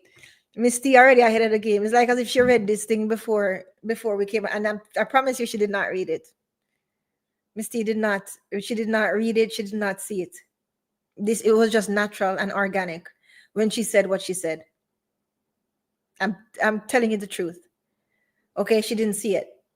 So pick one high priority task, work uninterrupted for 90 minutes. That's what I want you to do. That's an action step for you guys this week. And this is why I have these on a Sunday, because I want you to start your week off right. Okay? Turn off notifications and create distraction-free zone. Right? It's a distraction-free zone.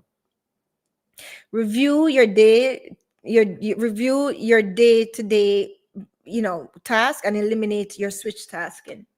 Right? A disciplined life, number 6. Discipline isn't about doing everything perfectly. It's not. It's about developing habits that align with your one thing, but you got to figure out what your one thing is. Okay? Right?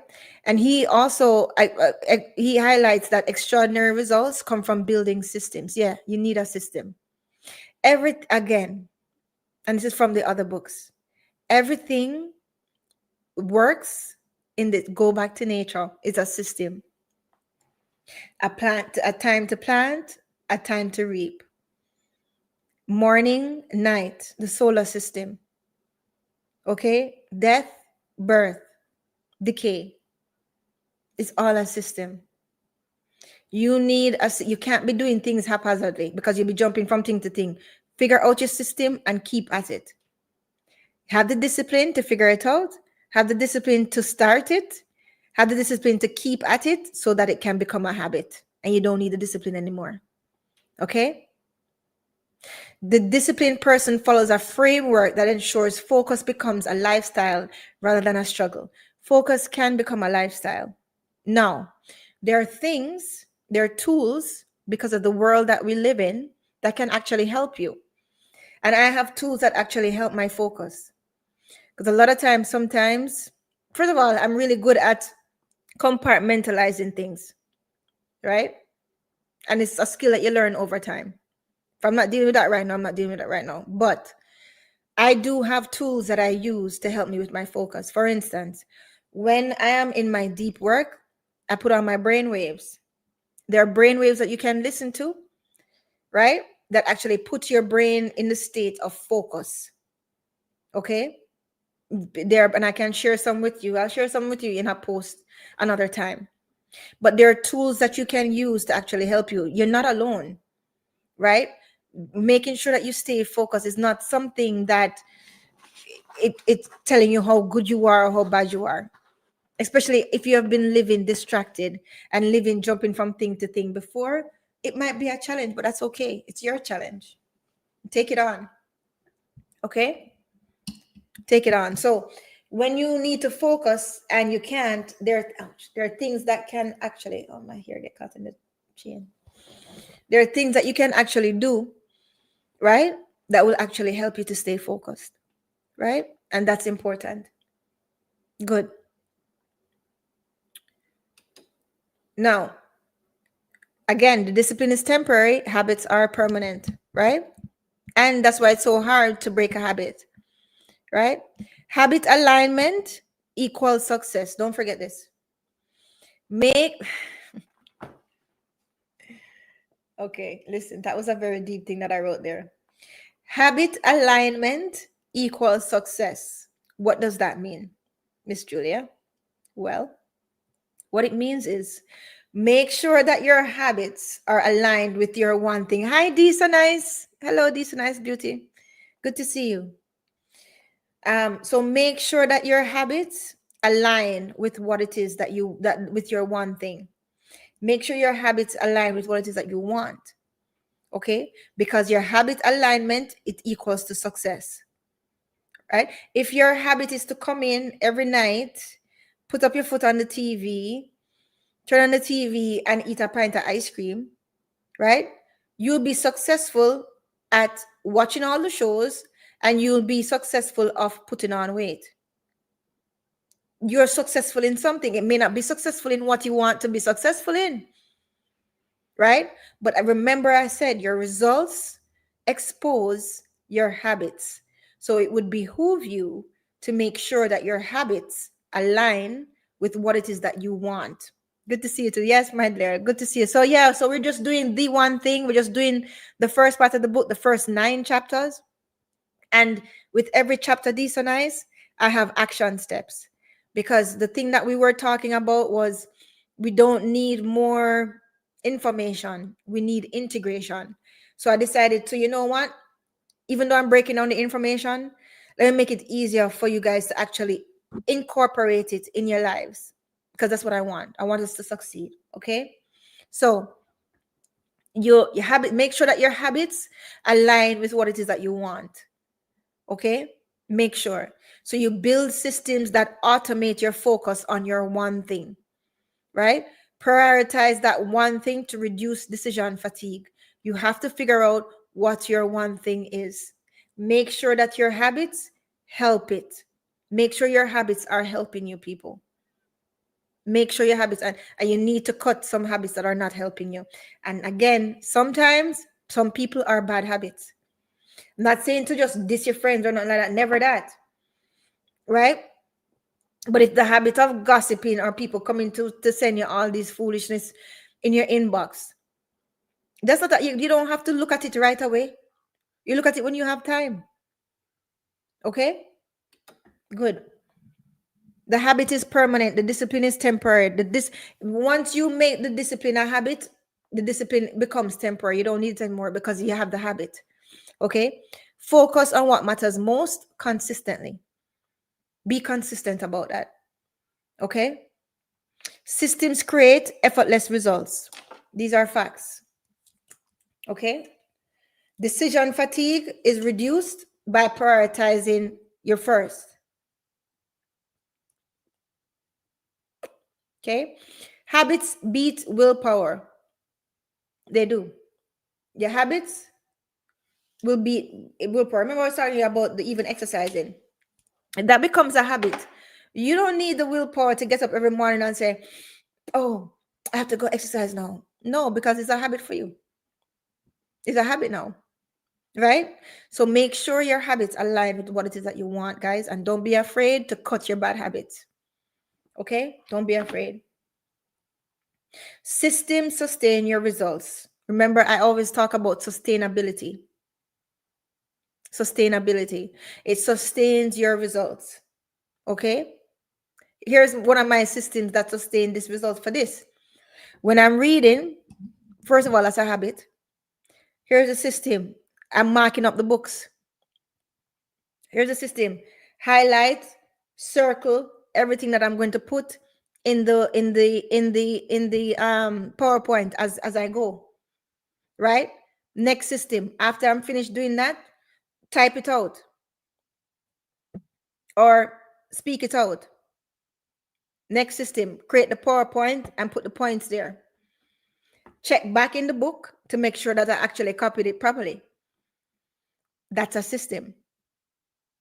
Got it? That system helps us to have this result here, where we can meet every Sunday and we can go over the points in the book. Okay? So your system maintains your results. Okay? I have the habit of reading. That habit was from before. So it's not a struggle for me. Right? Create your habits. Right? It would beat willpower any day. Good. Small routines equals to big success. Right? Again, tiny repeated acts, it builds greatness. Just small things, guys. Nobody's asking you to build Mount Everest right away. But you know your own struggles. You and God know. I don't need to know. You don't need to know my struggles.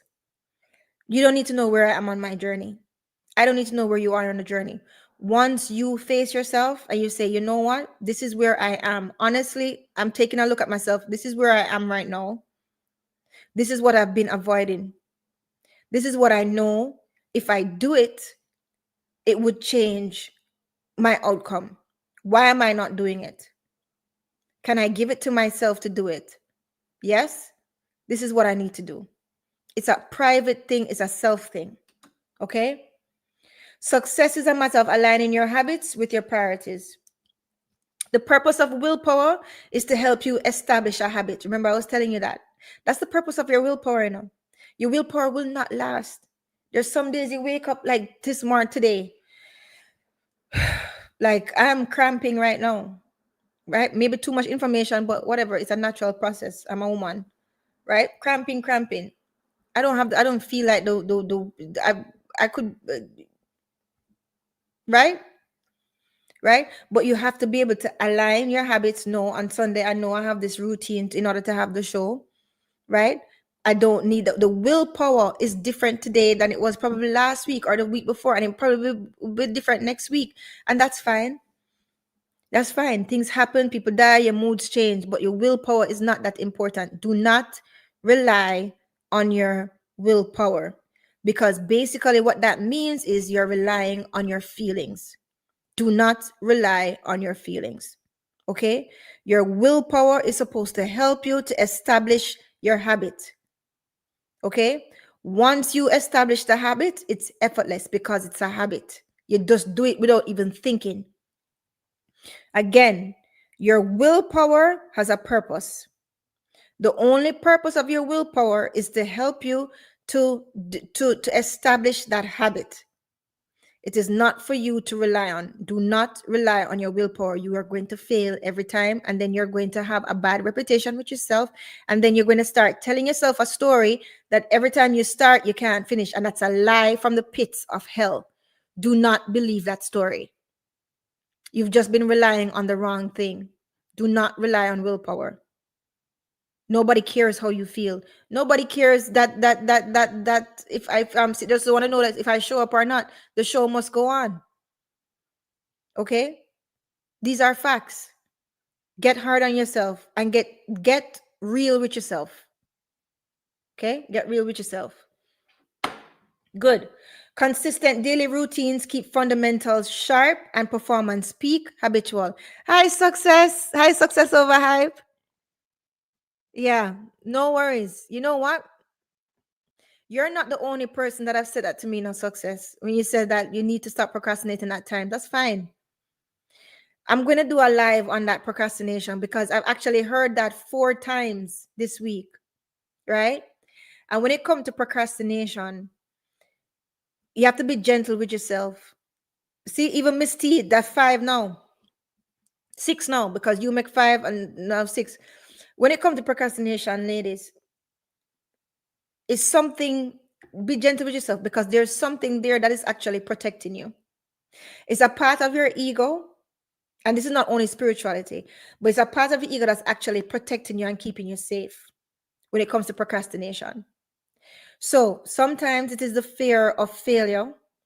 Sometimes it's the fear of starting and proving to yourself that it's harder than you thought it would be. Sometimes it's because you're really not ready for the change. You think you want the change, but you may not really be ready for the change. So to deal with it a lot of times is for you to sit down with yourself and say, why am I stopping here? Why am I not doing it? I know what I need to do. Why do I put these unimportant things in front of what it is that know I need to do? The way how we talk to ourselves, ladies, is so important.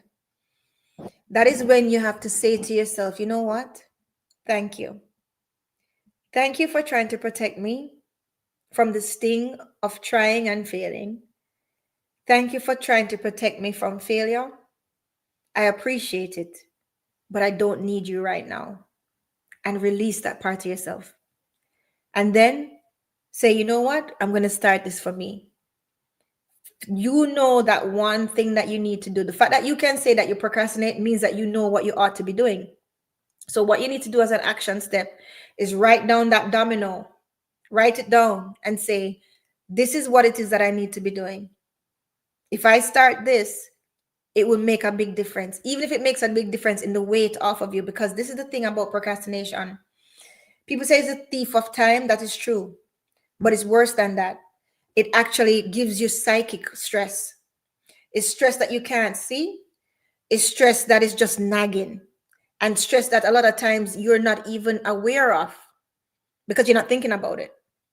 But because subconsciously you know that you want to be doing this thing and you're not doing it, it creates a psychic stress, right? So things seem harder. Things seem harder and harder to do. So when that happens with you guys, what you need to do, and I'm going to tell you this is what works for me too. Tonight, before you go to bed, before you quiet your mind, when you quiet your mind before you go to bed, give your subconscious that command. Your subconscious is very powerful, extremely powerful. Tonight, when you go to bed, tell yourself, tomorrow I am going to do so and so for an hour. Or tomorrow I'm going to do so and so. Whatever your so and so is, what you know that you've been procrastinating on, bite off the first step. Remember, Confucius says, the journey of 1,000 miles begins with the first step. So give that order to your subconscious. Tomorrow, now, first of all, before you even do that, write it down what it is that what you've been procrastinating on. Write down exactly what it is that you've been procrastinating on. Write down exactly the task that if you do it, it will knock down the rest of the dominoes. It's the most effective task. Sometimes even writing it down is the task. Sometimes writing it down to give yourself the clarity is actually the domino. Okay? Don't forget that. So I want you to write it down. Write down the first task that you know that is going to be the start of you starting it. Before you go to bed, tell your subconscious, tomorrow I am going to do this, and go to bed. I bet you any money tomorrow you get up and you do it. You find a way to do it. Your subconscious is very, very powerful. That's why I've never used an alarm clock. I don't use an alarm clock. First of all, now I get up like 4:30. That's fine. But before, like say I have something else to do and I have to get up an hour earlier, or say I have a flight to catch, a 6 o'clock flight, so I have to get up like at 2:30, right? I tell myself, get up at 2:30 a.m. Trust and believe, my body wakes up at 2:30 a.m. Sometimes 5 minutes before.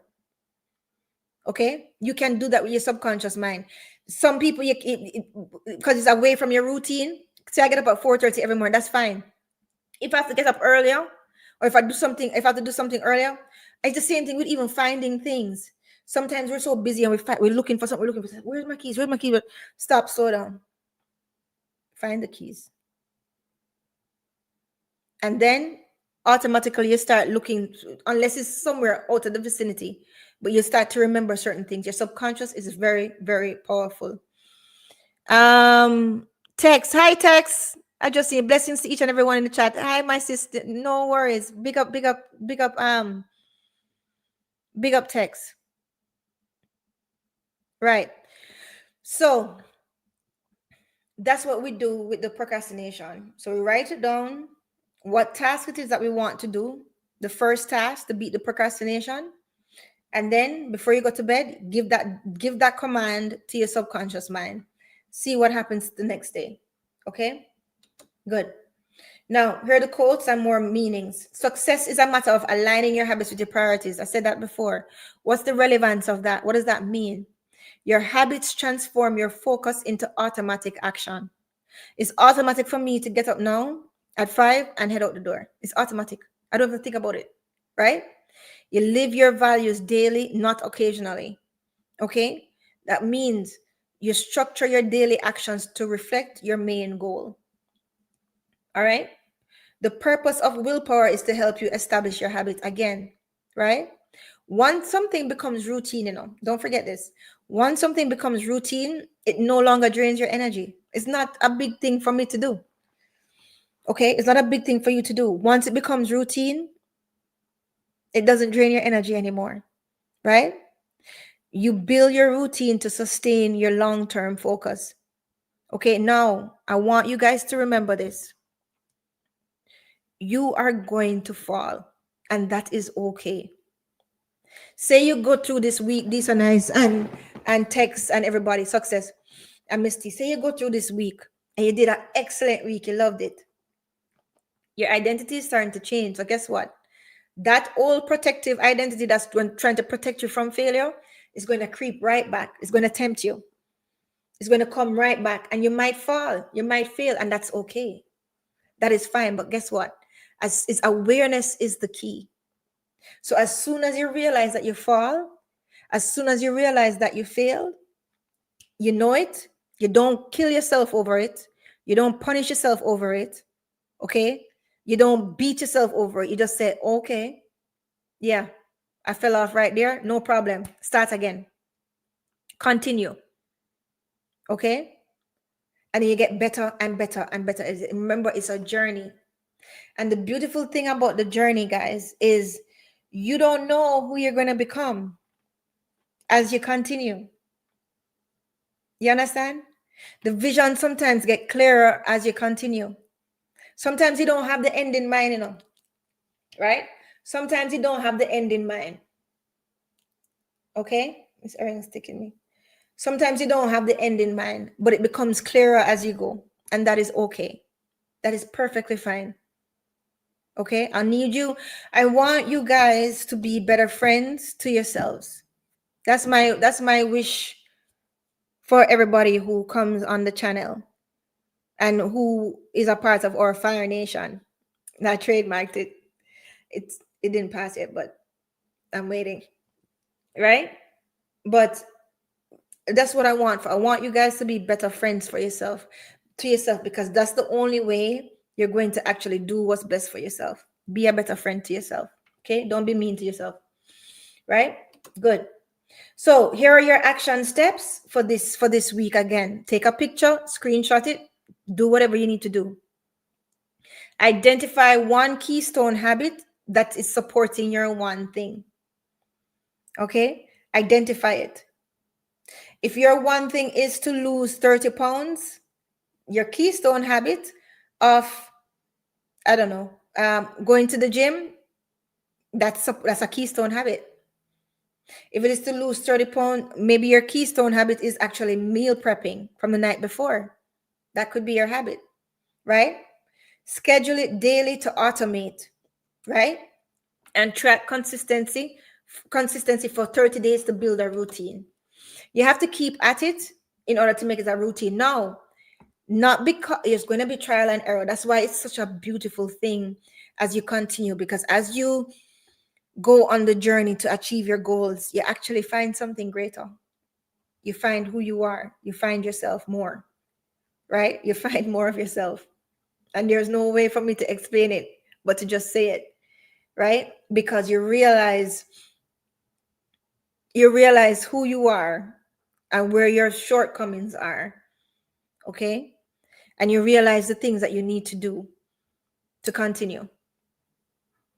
That's why I know when I ask myself that, how good can I get? It's so exciting. That's such an exciting question for me, right? How good can I get? I don't know. I honestly don't know. but I'm willing to find out, you know? And it's like I'm on a journey of exploration with myself from it. And it just deepens the relationship. Like I thought that I had a real great I know that I had a great deep friendship with myself. But as when I'm going further on journeys, it makes the relationship with yourself so much more richer, so much more rich, right? Now, willpower is like a muscle. Okay, it fluctuates through the day and it can be depleted. Again, don't rely on your willpower. Trying to force focus during low energy periods, it leads to mistakes and burnout. This is true. So this is what you need to do to know yourself too. Find out when your best time is to work. It won't be the same for everybody. I'm a morning person. I love the morning. I love waking up right. Listen, I love waking up at 4:30. It's the best time for me. The best time. I love it because I have so much energy. I feel like I get a cheat before the day. Like, not cheat, but I mean, I feel like I get a head start before the day.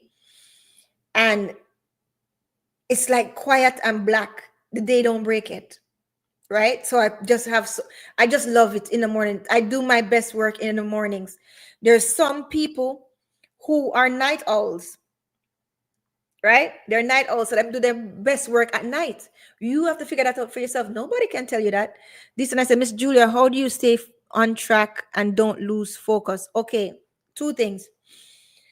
When it comes to the actual task, when I'm actually doing a task and I don't want to lose focus, I put my phone on do not disturb and I use my brain waves. I put my headphones in and I put brain waves on.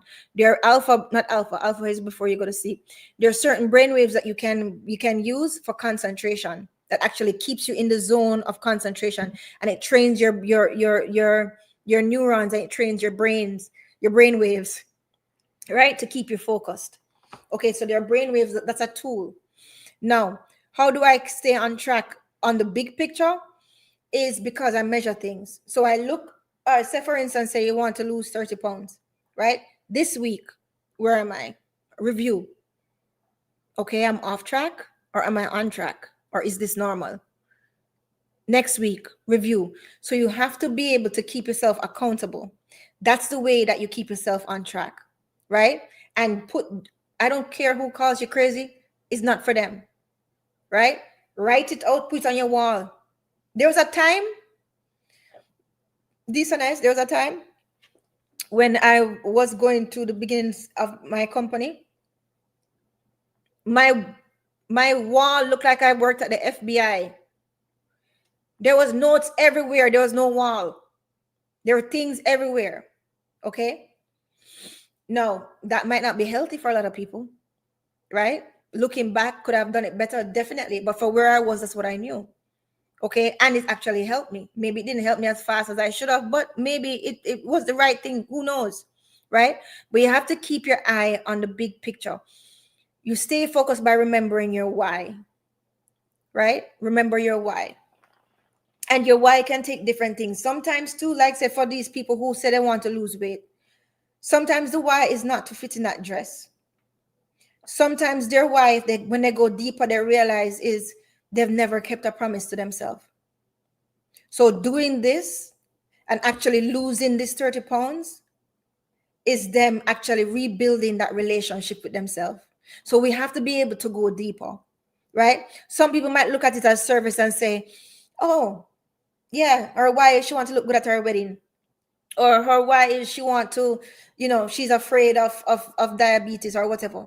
Go deeper. What is that why? People in her family probably die from diabetes. What else is that why? She have a child. She want to be able to walk down the aisle with her child. Maybe her father couldn't do it for her. These are things that you have to sit down and get clear, and you don't have to share it with anybody. You don't have to share it with anybody, and your why is going to be different than somebody else's why. So that's why when they try to create a why and say, oh, it's because you want to look good in that dress, or oh, you want to look good at that event. But what happens after the dress? What happens after the event?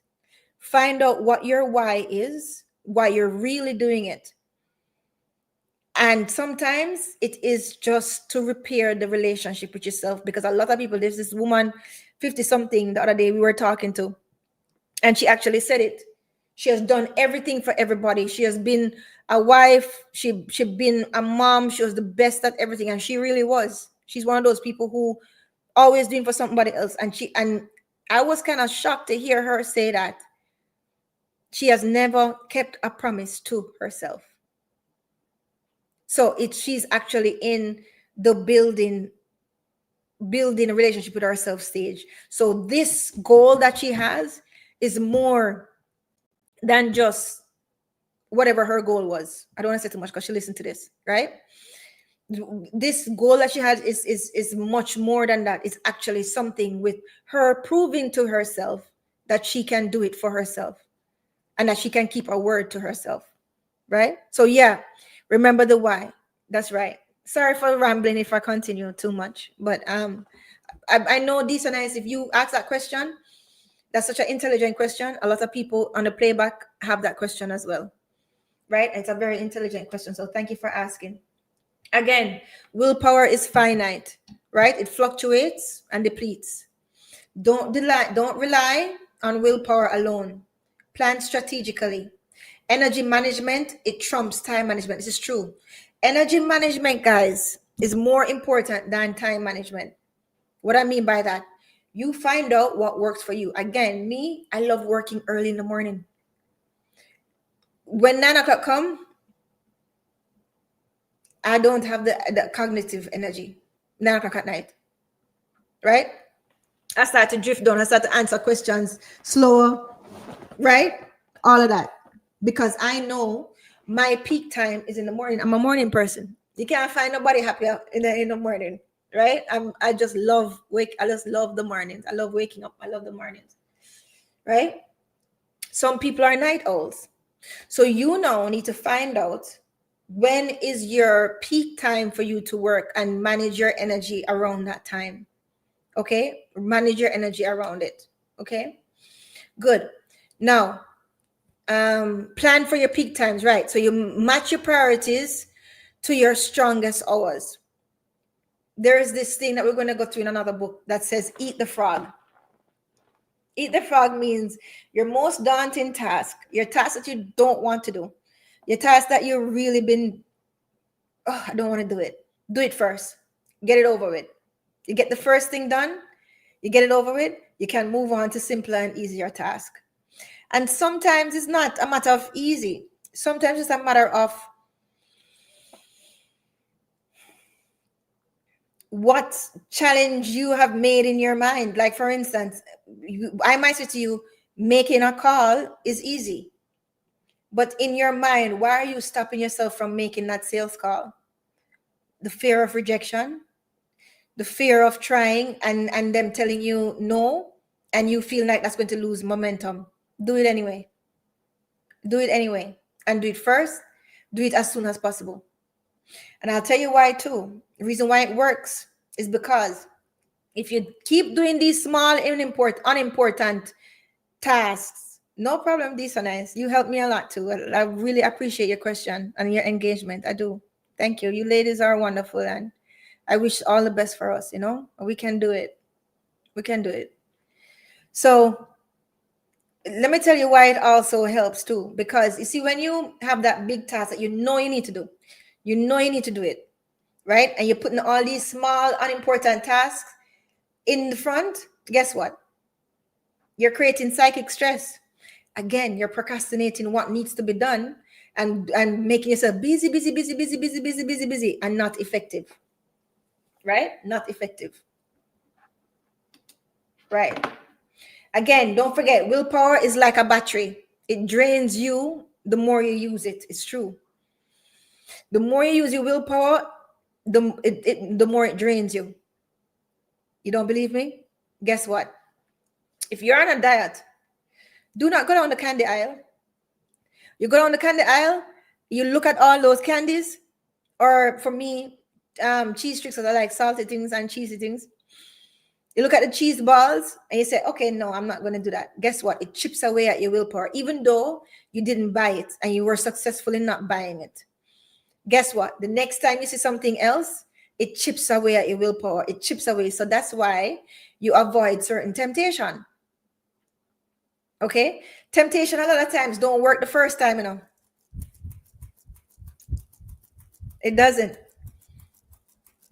Okay? It's a build up. It's you having to say no over and over and over again. And then you ever hear them say, wear you down? That's what temptation does. So that's why it behooves you to not be stimulated or not put yourself in that position, not put yourself around the thing that you know is not good for you. Okay? You make the decision easier. Okay? You make the decision easier. Okay? Don't forget that. And think about think about what I said. Think about it. All right? Your willpower, it chips away at your willpower the more you are around what it is that you need not to be around. Even if you're successful in not doing it, maybe the next time is the straw that breaks the camel's back. You never know. So don't put yourself around it. Make sure your environment helps what it is that you want to do. Make sure your environment helps what it is that you want to do. Real life example, and I like watching. I like reading about him. Stephen King. Stephen King, he writes in the morning too, right? Early in the morning when his mental energy is the highest, right? And he leaves the less critical edits for later on. All right. So now here's your next action steps. Identify your personal peak hours, your personal peak energy hours. This is what I want you to do. And this is a you thing. Again, it's all a you thing. Identify when you want to work the best or the most. Is it early in the morning? Is it late at night? You figure it out. You are the only one who can figure this out. Okay? So you identify when your peak energy is now. What does that mean? Let's say that you have to be at work at 9 o'clock. All right? Okay, most people, them have to go to work. Okay, fine, you have to go to work. Let's say you find out that your peak hours of work is early in the morning. Guess what that means? You're going to have to adjust your schedule. That means as soon as you come home, you have to do what you need to do for your family, your children. You need to get to bed. Because your peak hours for productivity, for your own life, not your boss's life, for your life, not the company's life, for your life, is early in the morning. Guess what? You can't wake up at 6 anymore. Try it. Wake up at 4. If that suits you. If it doesn't, and you find that your peak hours is best at night, then guess what? As soon as you come home, right? You eat, you do whatever you need to do, and you get to your office, you start to work, or wherever, whatever space you have in your house that you can actually work if you're a night owl. Okay? But either way, you're going to have to adjust some things. Either way, you're going to have to adjust some things, people. And this is where a lot of people trip up. No, I shouldn't say that. What I should say is this is where things are revealed, how much people really want things. Because a lot of times, what I've found is a lot of people say they want better, but they want to stay the same and achieve better. It's not going to work. Even on a spiritual level, that does not work. You cannot stay the same and want better. It's not going to work because the way you are now is giving you the results that you have now. So if you want the different results, you are going to change, and you have to be willing to change. Even if it's a little thing, you have to be willing to change. You have to be willing to do something different. Why? It comes right back. Here it goes. It comes right back to what we were saying before. Results expose repetition. Your results expose to you and the world what it is that you've been doing, what you've been focused on, what you've been thinking, what you've been doing. I said what you've been doing already, but whatever. You get what I'm saying.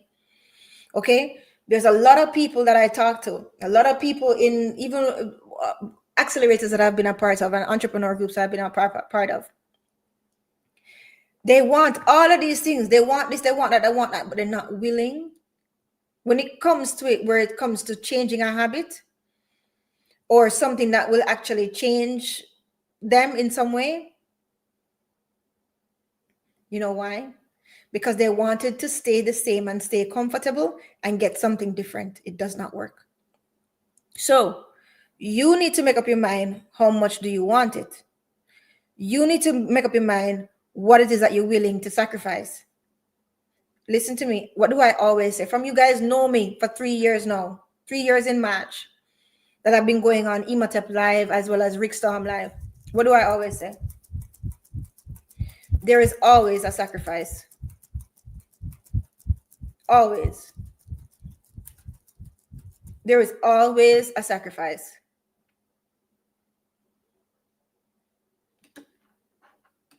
Next.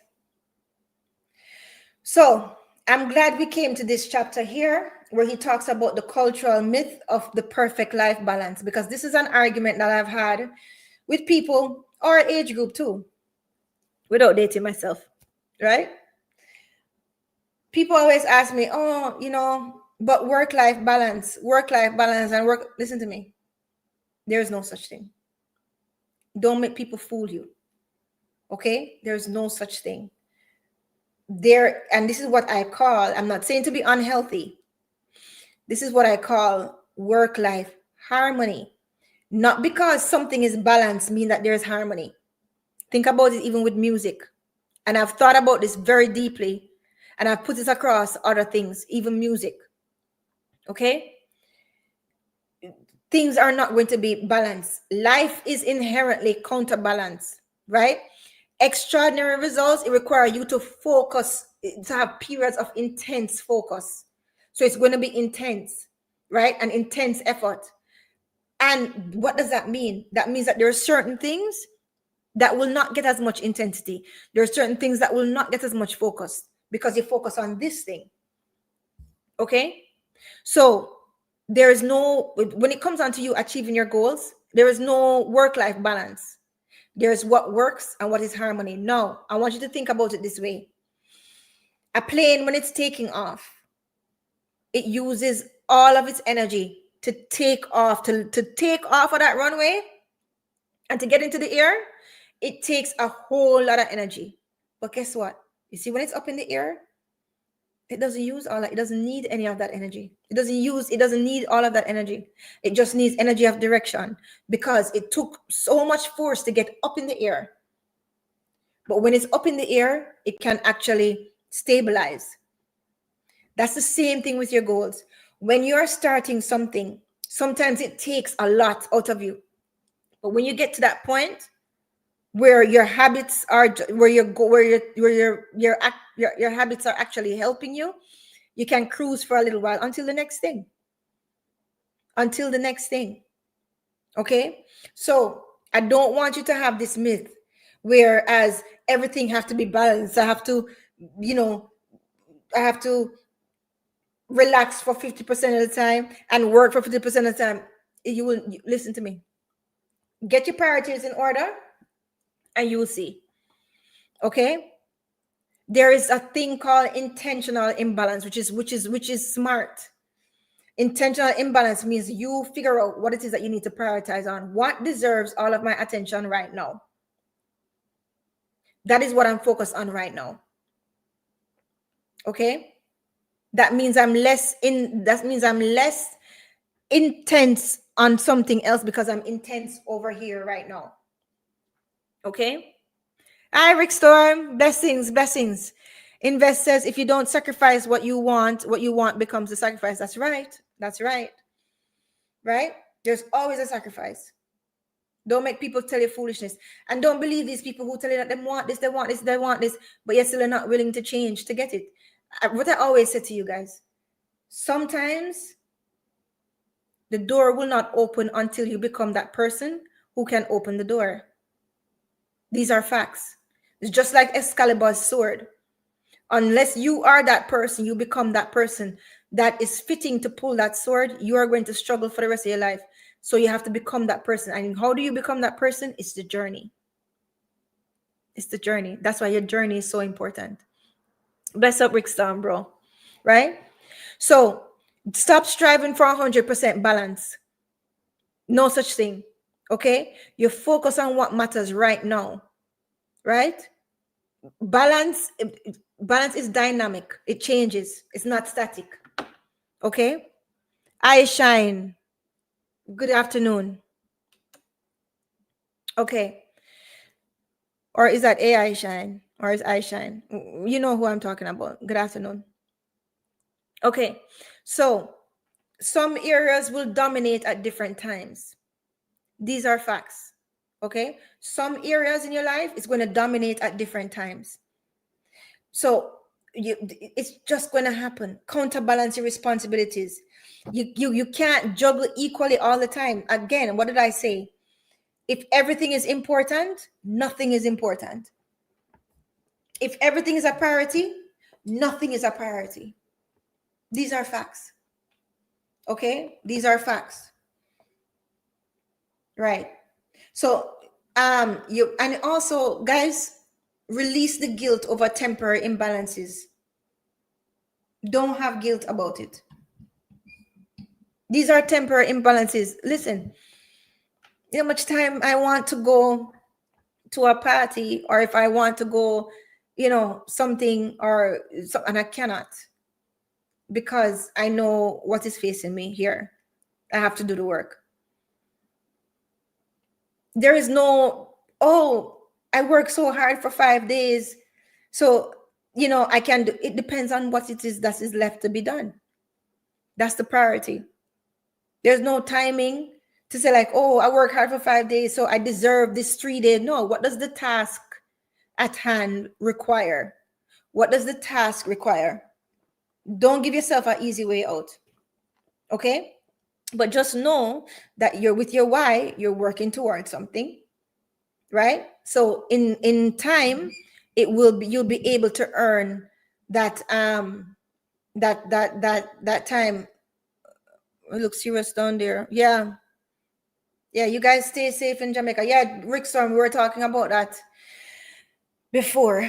We have to, our poor little island. I just hope that everything is okay. But it's not in our circle of control. It's not something that we can control, right? It is what it is. So we just have to hope for the best. All right.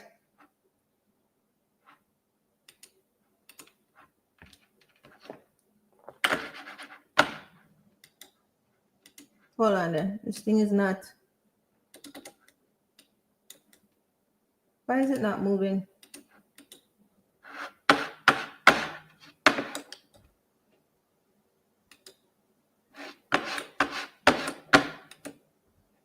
Hold on, guys. This thing is acting up. Look like it's stuck.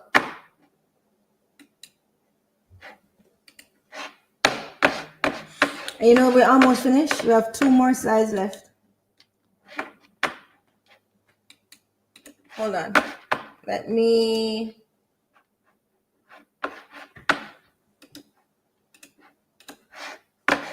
Yeah, it's stuck. Hold on.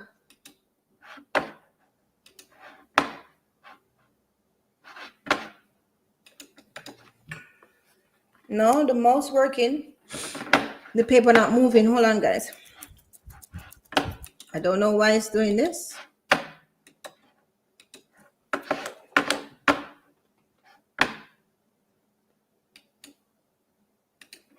Rotted. Are you guys still hearing me and seeing me? I don't know if I'm frozen on your end, but this thing here, try the refresh button. Yeah, you know what? You're right. Let me try that. Be so nice. But even that not. What the hell? Reload this page. Yeah, reload. Hold on then. Yeah, something wrong with it. It just stopped. Here's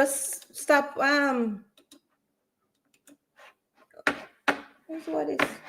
Let me try taking it off the stage. See, even that button not working. Hold on.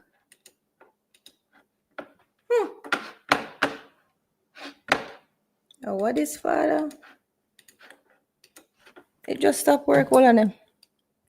Yeah, anyway. So these are the action steps that you guys, you guys need to just get clear. The mouse is working on what it is that you want. Hold on.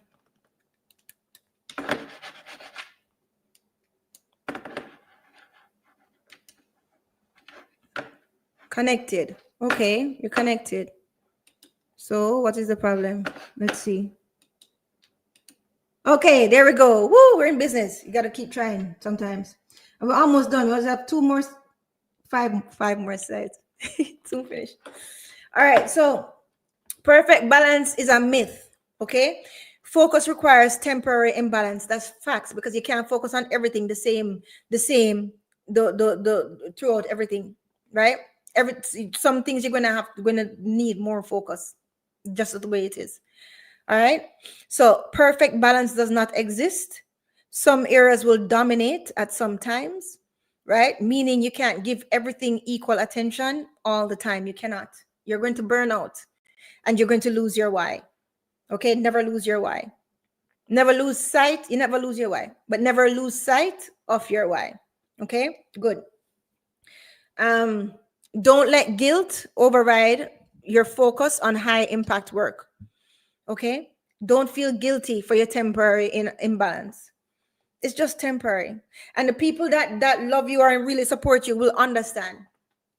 They'll understand. You can't make it no, you can't do this no, you can't do that no, because you're working on something, right? You have to have friends that actually, you know, respect your creative lifestyle or your entrepreneur lifestyle. Okay? Good. Good. Extraordinary results are rarely achieved without extraordinary focus on one thing at a time.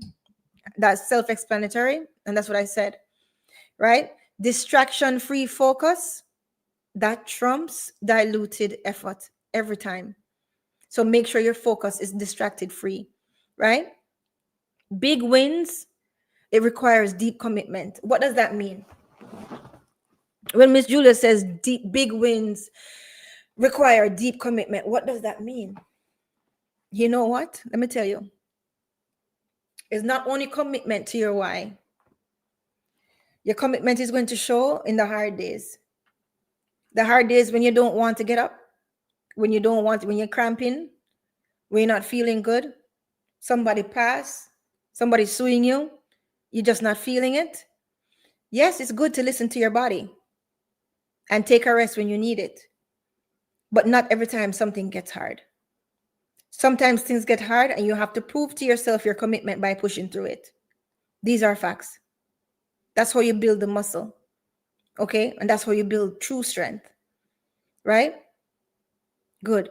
And you must accept the temporary imbalance to achieve your long-term success. Right? My friends went to Cape Town a couple months ago without me. Why? Because they're not on my journey. That's fine. I have my own journey. I have my own soil to till to. Right? None of them ask me why. You know why? Because they know in them own selves, they know that we do what we have to do. And they know that more than likely Julia is on the grind or she is creating something. Okay? So you feel bad about it, you feel guilty, you feel like sometimes you're missing out, but guess what? You know you have your why. And you know that if you get through this, when you get through this, you'll have earned the freedom to be able to go on trips with them as much as they do. But they have earned that. I'm not there yet. And that's okay. Right? Good. So here are your action steps regarding this. Again, take a picture, screenshot it, do what you need to do. Identify your current one thing deserving intense focus. What do you see that deserves now your intense focus? Right? Let go of low priority responsibilities. Okay? And every week, Friday or Saturday, reassess, right? your other areas for balance counterweight. In other words, reassess, like, other areas of your life, your social life, your love life, all that stuff. Look at it and see where you are. Okay, chapter 9, big is bad. Remember, I told you the way how he wrote his chapters is actually opposite. So this is a myth that he's going to dispel right now, right? Big is bad. So Keller, he debunks the fear of thinking big. Many people limit themselves by setting small, safe goals. You know why? It's the same fear of failure again, because of the fact that they don't want to fail big. They want to fail small and quietly. So it is insignificant. So they try small and quietly. No, go big or go home. Listen, we're all going to die. We're all going to die. Some of you are going to go back to the earth. Some of us are going to go back to the fishes. We're all going to die. Okay? Live your life. Go for it. Do it. Okay? You might fail terribly. So what? Other people are failing too. But you fail forward and you continue. It's not going to kill you. Did you die? No. Go for it. Okay? Extraordinary success requires audacious goals and breaking them into manageable steps. So you have your big goal, right? You sit down with yourself, you break it into a small, manageable step and go for it. And know that you're going to fail. And know how you're going to deal with that failure. And you're going to get back up and you're going to start again. Okay? The fear of failure and the fear of scrutiny from other people, it often prevents people from pursuing what truly matters to them. Do not live your life for other people. For other people. Okay? Who cares? Who cares? Them scrutinize you, they tell you that. Who cares? They have to live with themselves. You don't have to live with them. You need to be able to, at the end of this time, say, I ran my race well. Right? And I actually gave it a shot. Who knows what you're going to find out about yourself as you go along? Who knows what you're going to find out that you really actually do like as you go along? Who knows? You don't know. Right? Do not be afraid of failure or scrutiny from other people. Okay? Pursue what truly matters to you. These are facts. Right? The fear of thinking big keeps many playing safe and keeps many playing small because people are afraid of embarrassment. Nobody's thinking about you that much. Right? And even if you feel, at least you try. Have they tried anything? Those people who are laughing at you when you make a mistake, more than likely, they're the ones who are really, really afraid to try their own thing. Right? So they try to make you feel bad for trying and failing. Don't listen to them. It's you and you. Okay? It's you and you. Fear is natural. It's natural. I get scared too. I get scared all the time. But who cares? It should not control your ambition. So what if you're scared? Be afraid and still do it. Don't make your fear control your ambition. It is okay to feel fear. You know what that means? It's healthy. When you feel fear, that means that you actually care. That's what that means. You actually care when you feel fear. Oh, that rhymes accidentally. I didn't mean that to rhyme. It just happens. Right? Right? So, and big goals, it motivates you. It sparks innovation. It makes you focus more. You're like, yes, okay, I'm going to do this. I'm on this journey with myself. I'm going to do this. Right? So you break large goals into actionable chunks to maintain your motivation. Playing small, it stalls your growth. Remember the question that now I'm asking myself for the past month, I've been asking myself, and I really, really love it. The question is, how good can Miss Julia get? How good can Miss Bluefire get? How good can I get? You know what I mean? And it's so exciting. It's very exciting. So don't play small out of fear. If you're playing small, do it because that's what you want to do. That's lifeline that you want to have. That's fine. Not everybody's supposed to play it big, I guess. I don't know. But you're here for a reason. There must be something that's calling you to more. There's something there. Figure it out. Good. Fear limits your ambition. Okay. Playing small feels safe, but it stalls your growth. All right. Fear is a natural response, but it should not dictate your decision. So what, you're afraid, so what, do it anyway. Okay. Big goals spark your innovation. Break it into small wins. Good. Example, successful visionaries, they faced fear many times before realizing their audacious goals. True. You have to face, and you have to keep facing fear. And sometimes it comes in the weirdest ways. Right? Sometimes it comes in the weirdest way. It's just a part of you. It's just a part of the paying your dues. Okay. Big is bad is a lie we tell ourselves to stay safe. Extraordinary results require extraordinary thinking. Thanks for dropping the link, Miss T. I appreciate you. Right? Went through that. Now, here is your action steps. Identify one audacious goal that excites you and scares you. Identify it, write it down. What is that one goal that actually excites you and scares you?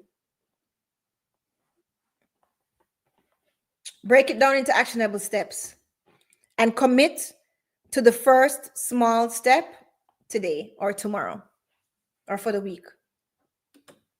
Real life example. I love using J.K. Rowling because I really love her story. She's the one that made Harry Potter. You know how much time she get? You know how much time she get refused? Almost went broke with publishers. Right? Harry Potter was considered ambitious, but she faced rejection so many times before her big vision came to life.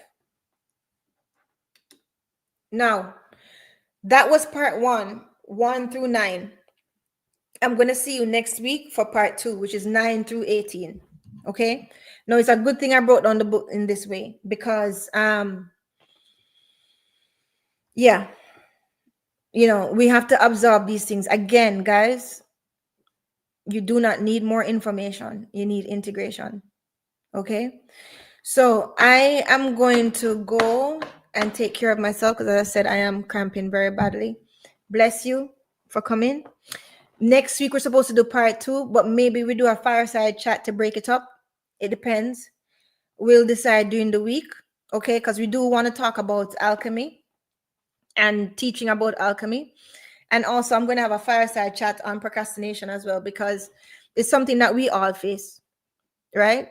It's something that we all face, right? So it's nothing special in that, right? It's something we all face and we all have to overcome over and over. Blessings, Miss T, and blessings, everybody. Pray for Jamaica. And thank you for coming. Don't forget the action steps. Don't forget it's for you.